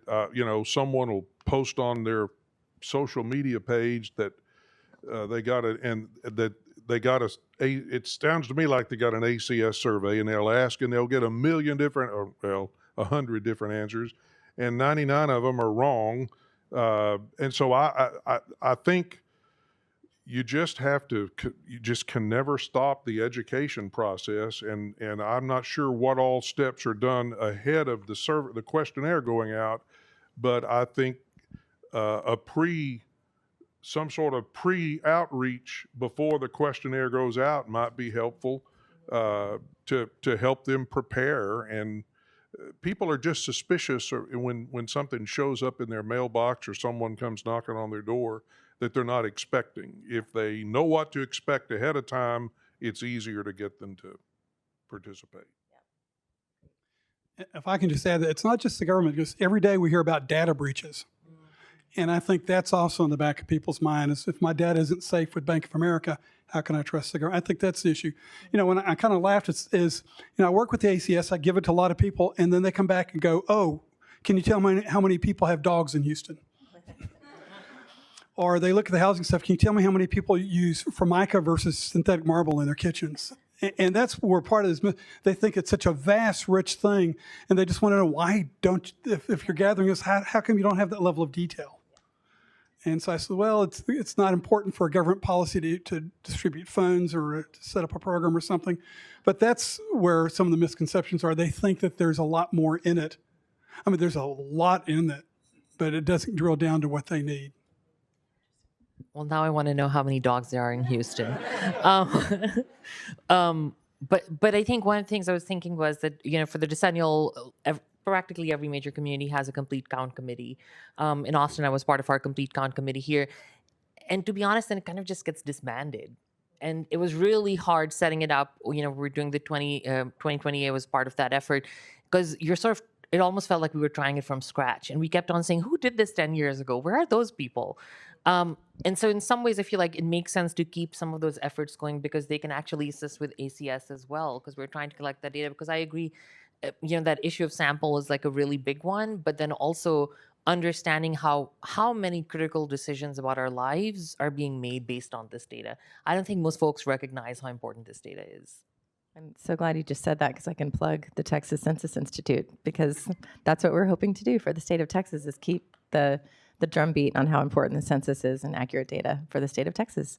And I don't have any additional practiced questions. Is there anything else before we move to the audience on questions for you guys that y'all want to add about the American Community Survey or how much you love it or wins, success stories? Ooh, Holly, passing the mic again. Well, it's on the way down to Holly. I'll reiterate what she said about the state agencies, because so much of the funding that comes down to rural Texas in particular, and urban Texas too, decisions are made at the state level about how that's allocated. And so we forget about the fact that there are people here in Austin that are using this data on our behalf. Yes, thank you. Very good point. I just want to put in a plug. I was so excited at the previous session when they were going through the apps and showed the microdata portal, because my team, we discovered that when they came out, what was that, like a couple ago? And I love that. So I just want to thank y'all for the microdata portal, because that has made our life much better and much richer at Texas 2036. So thank you. I know I also just want to note, just on a personal level, I did get my ACS survey a couple years ago, and I annoyed the heck out of my family being so excited about it and nerded right out. So yes, I've done mine. So I've never gotten one. I'm a little jealous. It's really fun. Okay, great. Well, we can move now to questions from the audience. Is it like a mic pass situation or? And actually, if I can quickly, one thing I was going to say on that was, we've seen this in the census as well, is folks who might be undocumented or might not be citizens.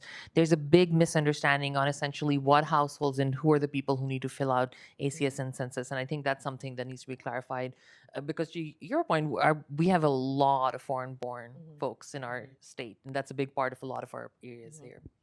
Yeah, and I think you think about where people come from. This isn't necessarily the kind of questions that they get where they come from, and maybe they're not appreciated questions. So then understanding that that's how our government works, and it's how we treat people, how we, can sustain our democracy, and all of that is through this great data set. Okay, great. So I'm going to open it up for questions, but I'd love to hear about, I just want to put a little thoughts in your head. I'd love to hear your original questions too, but since if you're not from the Bureau and the ACS team is here, I'd love to hear from y'all if there are some of the tools that you guys like for the ACS, just to let the folks know that are here. We'd love to know if you've heard anything that surprised you today about how the data is used. And then, of course, if you want to engage in these efforts, grab me after. But we can open it up for questions. Jacob Jimenez. I'm with Workforce Solutions, North Central Texas, part of the COG. So my question goes out to Patrick. We work very closely. I'm a data research analyst. So we work very closely with a lot of our EDCs and our chambers to attract business, do BRE and all of that good stuff. When you're doing your publication, how often do you do the publication? So we're thinking about doing our own, or do we do it quarterly? Do we do it monthly? Because data is not that fresh and it comes out quarterly most of the time. So that's what my question is for you. Well, Houston, we're blessed in just being big. And by being big, you have access to lots of data. The stuff on the ACS, we put it in Houston Facts, which comes out in August, because it takes a while to put all that together. Then we do 2 newsletters. We do one in September and one in October, uses ACS data. And then we do our global publication. We talk our international population. That comes out in April. So we do 4 or 5 times a year. But it also gets worked into other publications and other analysis, but we focus on it in those publications.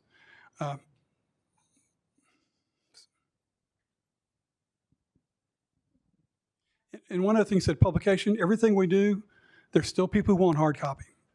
There's still people who want to pick up and walk out of the room with something tangible in their hands. But everything that we do in hard copy, we also put as a PDF on the website. And I probably email a link to that PDF as much as I hand people a hard copy.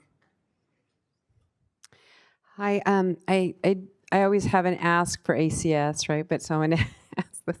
So many of us, right, continue to kind of delve a little bit more into what I consider to be a housing crisis in many communities with availability, affordability, and all of that. So certainly one of the data points that we use often is housing cost burden, right?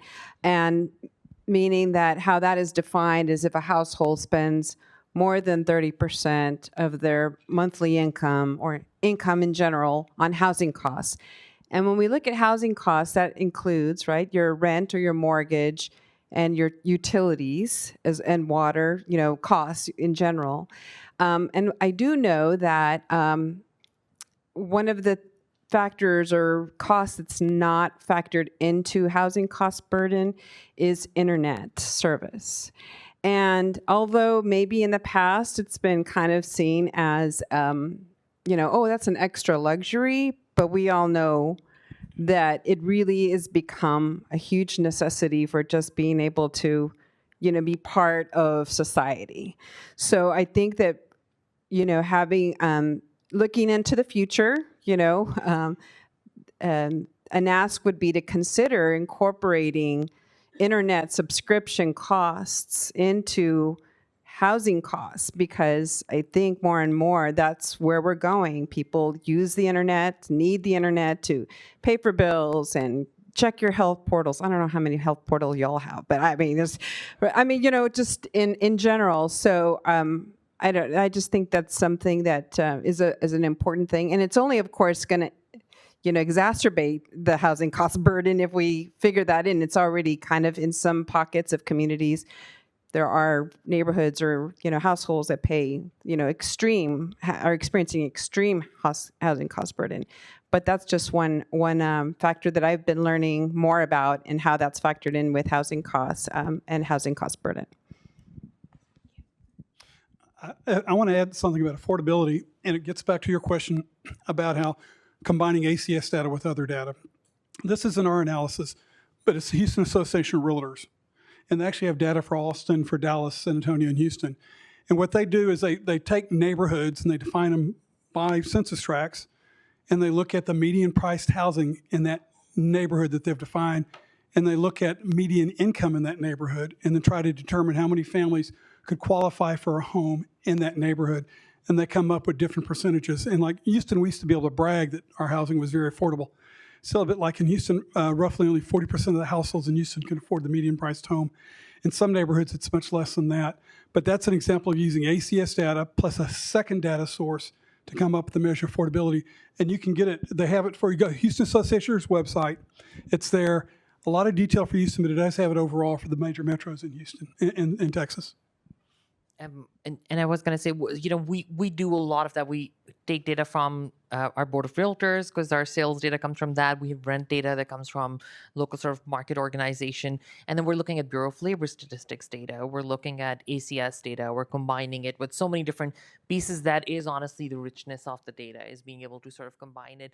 And to that question, I'm going to make another pitch, which is, I think increasingly we're going to look at housing insurance costs are becoming a really big thing, and they're not necessarily something that we have a very good handle on right now.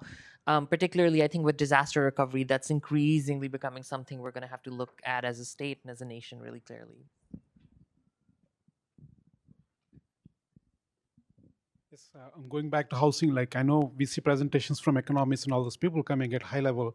They just put the median housing price of the whole area, but when they calculate, they just put the median housing pricing on the slide saying, okay, this is the median housing price in this region, so it's very affordable. So there's nothing wrong in it. But I agree with you how you say, like, they need to calculate based on the region or like maybe a locality, and then they need to come up with those couple of median housing prices rather than just putting one median housing price saying, oh, this place is very affordable and all that. So when I questioned them that, no, this is coming from ACS and Census Bureau, like, how do you question this data? I said, like, I understand, but like when you look at the local region, the places you're not looking at where you can't even live there actually. A lot of places where you're just adding those into the housing prices saying, okay, this is the median housing pricing. And then I really thank you for that, bringing up the insurance thing. Like the auto insurance cost has gone up so much, cost of burden is doubled actually. Your house insurance cost has doubled. So all that needs to really go into the cost of burden, like how it's increasing and everything. And even places in RGV, we started seeing homelessness slowly. People are coming on the streets slowly. People are living out of cars. People living out of all those places. Out of all the places, I really never expected that will happen in RGV area, because I know there is colonies where people actually go, they live together like as families, like 4 or 5 families in one place. So I thought at least that will accommodate that, but that is also changing in that region. So I'm surprised. I'm very happy like you guys are doing so much research. Please, if you can expand, please come to South Texas too. Thank you. Of course. And one thing I'll mention is the National Low Income Housing Coalition has this data set. They look at whether people in a county at minimum wage can afford the sort of average rent. And the latest data shows no county in the entire nation. 0 counties. A few years ago, it used to be like a 10, then it became 5, 0. Really, there's no county in the United States where anybody who's on minimum wage can afford an average rental unit. I mean, that's just a challenge that we're facing. So I appreciate the work that y'all are doing on economic development and really bringing in businesses, because, of course, on the affordability side, that's something we all have to talk about as well. Other questions? Comments? Wish lists?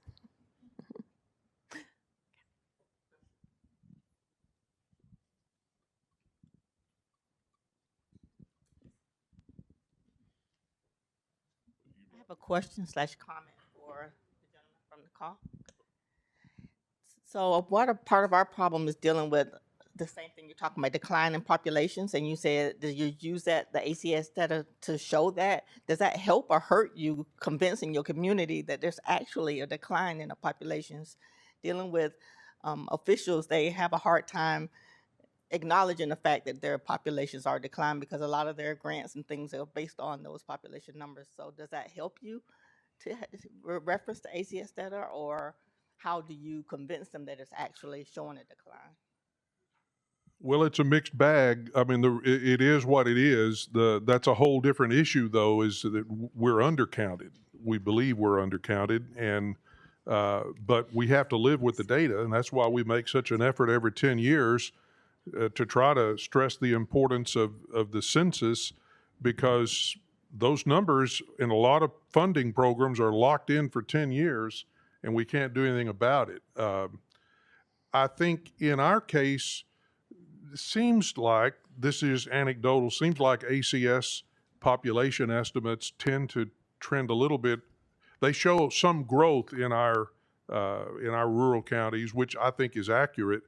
And then the census didn't always pick that up. So I don't have a good answer to your question, other than to say the more data we can get,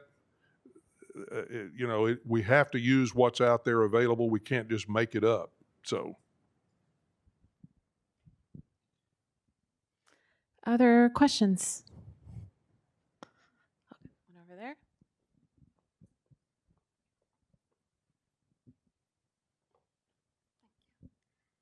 So I just want to start off saying that I'm coming from the city of Arlington in Texas. It's close to Dallas. So the thing is, we kind of use the data from ACS, similar to what Houston uses, like Houston Facts. We use something called community profile, where most of the data comes off from ACS. So thank you for that. I don't know if this is a question for Holly or Patrick or anyone else on the panel, but Arlington is kind of developed already, and there's only redevelopment opportunities for us now. So one data that we are struggling to find is the 100% vacancy data, and how to find commercial properties that are 100% vacant already. We're just trying to find data off of water department or some other places like utilities, like electricity or something else like that, to kind of figure out what are the buildings that are 100% vacant for, let's say, more than 5 years or 7 years. So do you all have anything on Are you looking at industrial property, industrial warehouses, office spaces, distribution centers? any commercial, like industrial, office, or retail? A couple of places you can go to. There's a commercial data set called CoStar. Mm-hmm. And you can go to CoStar, and they have, in theory, they should have every commercial building in your geography. Mm-hmm. That would be one place. The other thing is the individual real estate firms like CBRE or JLL or someone like that, they have their own proprietary databases that they supplement with CoStar. But I would go first at CoStar. Unfortunately, you have to pay for CoStar. Mm-hmm. But if you go to someone like JLL or CBRE, they can probably provide you with the information that you need. The other thing is you might go to, Arlington's at Dallas County? Tarrant County. Tarrant, you might go to the Tarrant County Appraisal District and ask them if they have information, because the buildings are supposed to be appraised at market value. They probably know if the building is empty, it has a lower market value. They could probably provide something for you out of the appraisal district as well. I have nothing to add there. So. Thank you. Great, thank you. Any other questions?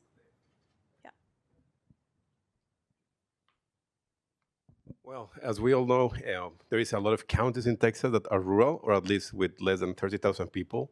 So my question is for you, Lonnie, in terms of this issue being a big issue might require a big solution. So have you considered something like talking with other rural counties or other counties facing the similar issues and trying to get a solution as a team and talk directly with the Bureau? Well, we talk about it all the time. I don't know that we found what the solution is. I wonder if there is some other better way to get a statistical model that could be accurate other than mailing questionnaires to every household, but I don't know the answer to that. And, I don't know what sort of changes and who would have to approve those changes to allow other statistical models to be used. But I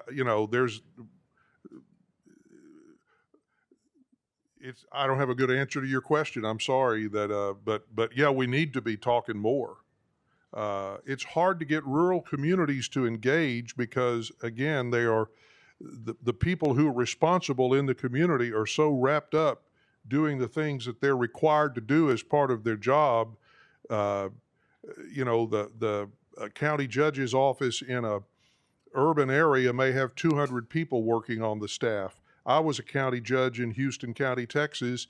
I had one person on my staff. I was the airport director, the head custodian at the courthouse, the economic development director for the county, the budget director for the county, held court, for hot checks and other misdemeanors, presided over commissioner's court, purchasing, so, what I'm saying? There is truly, now the councils of government can help advocate on behalf of those rural communities. And that's where it would have to be, probably within the regional councils working on behalf of their members. Or I will also say this, organizations like Texas 26, and there's a wonderful group out there called Texas Rural Funders, which is a consortium of foundations, some of which are in rural areas. We have one, it's awesome, but others are in urban areas, but they still have an emphasis and a concern for rural Texas. And that Texas Rural Funders group has done as much as anyone to elevate our voices. Lonnie, we at Workforce Solutions, we just held our second we call it an accelerator session, and we have a lot of rural counties that we work with. Judge Little has been a big advocate. He sits on our board. What we've done is that we've brought together our rural counties and the communities within those counties, and we've created space and advocated for their voice and brought those issues that they face to light. And we said, okay, we as a workforce board need to address those. And one of the key areas that we really helped to advocate in was law enforcement. We held a law enforcement symposium where, as you well know, county judges don't like to come together and share resources, but they were like, you know what, we're all facing the same troubles. Let's all carry water together and bring this issue to table. And we were able to help get some grant money for them. We didn't apply, we just advocated and got them together. But utilizing your workforce board, utilizing the COG to get and make that space for those voices can kind of help as well. I preach to county officials all the time. If you can get the county judge and the sheriff together on the same page, there's nothing they can't accomplish. Seriously. Thank you. Any final questions? Did I see one? Okay. I appreciate all the love for rural Texas, by the way. I just have a question for the ACS folks. So there's just, a lot of things that are changing in the landscape as they will always be, right? And I think there was a gentleman earlier that asked about short-term rentals and sort of where they fall in that and if there's vacancy information on that. When I was trying to decipher that information, like a short-term rental could fall in like so many different like vacant categories. And so having sort of the categorization, sort of keep up to date with like what's happening in the market, I think would be super helpful, so we can at least understand if a unit is vacant, like what kind of vacancy is it, and if it is a short-term rental, as opposed to it qualifying for like 3 different types of vacancy, whether it's vacancy that's offered by, or housing that's offered by a corporation, housing that's, seasonally vacant, and it was just really complicated, right? And then the other part that I think, and it's very much related to the housing issue also, is the population experiencing homelessness, right? So we know that there is a certain, kind of number of homelessness population figures that are kind of thrown into some of the group quarters, but it's like, but where does this population exist in the ACS data, right? And I understand it's a survey, right, that goes to housing units, and so therefore the challenge is there, right? But if there is group quarters population that are associated with a soup kitchen or some sort of homelessness provider or some sort of nonprofit that's offering services for the population experiencing homelessness, it would just really be helpful to try to understand, to just kind of get a hold of, what is this population? And we know that there's local nonprofits that do this kind of work, but oftentimes they're also looking for additional support with the characteristics around that demographic. Do want to, I think, thank you, Lila, for all of those things. I think on vacancy, I agree, it would be great to bring it down. A lot of times, folks in the regular community see vacancy numbers and they're like, oh, but look, there's all these vacant units. We don't need more housing. And folks don't realize that 2 to 3% vacancy is actually sort of just natural churn that you need in rental housing for it to even function. So just what does that vacancy look like? What does it mean? I think is a really big deal.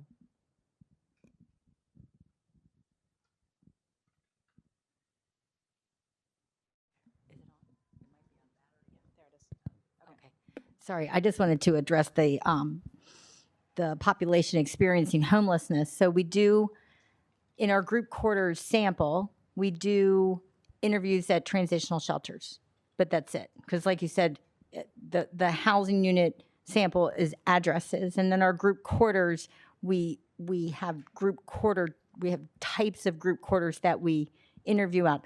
And unfortunately, out of scope is other types of group quarters, like I think the domestic violent shelters are out of scope. The transitional shelters are in scope. So they're out of all of the different types of group quarters, there's a classification for what's in and out of scope. The decennial census has a large effort to enumerate as much of the population experiencing homelessness across the country when that program gears up. So.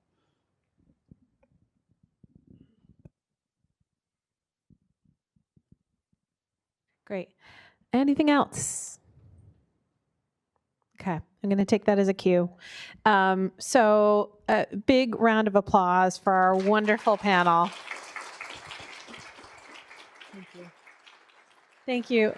Really, thank you all so much. I mean, the expertise on this panel is just tremendous, so really appreciate it. We're going to take a break. We're going to reconvene in small breakout groups. So I'm going to read to you your numbers, so listen closely. It's on the agenda. Perfect.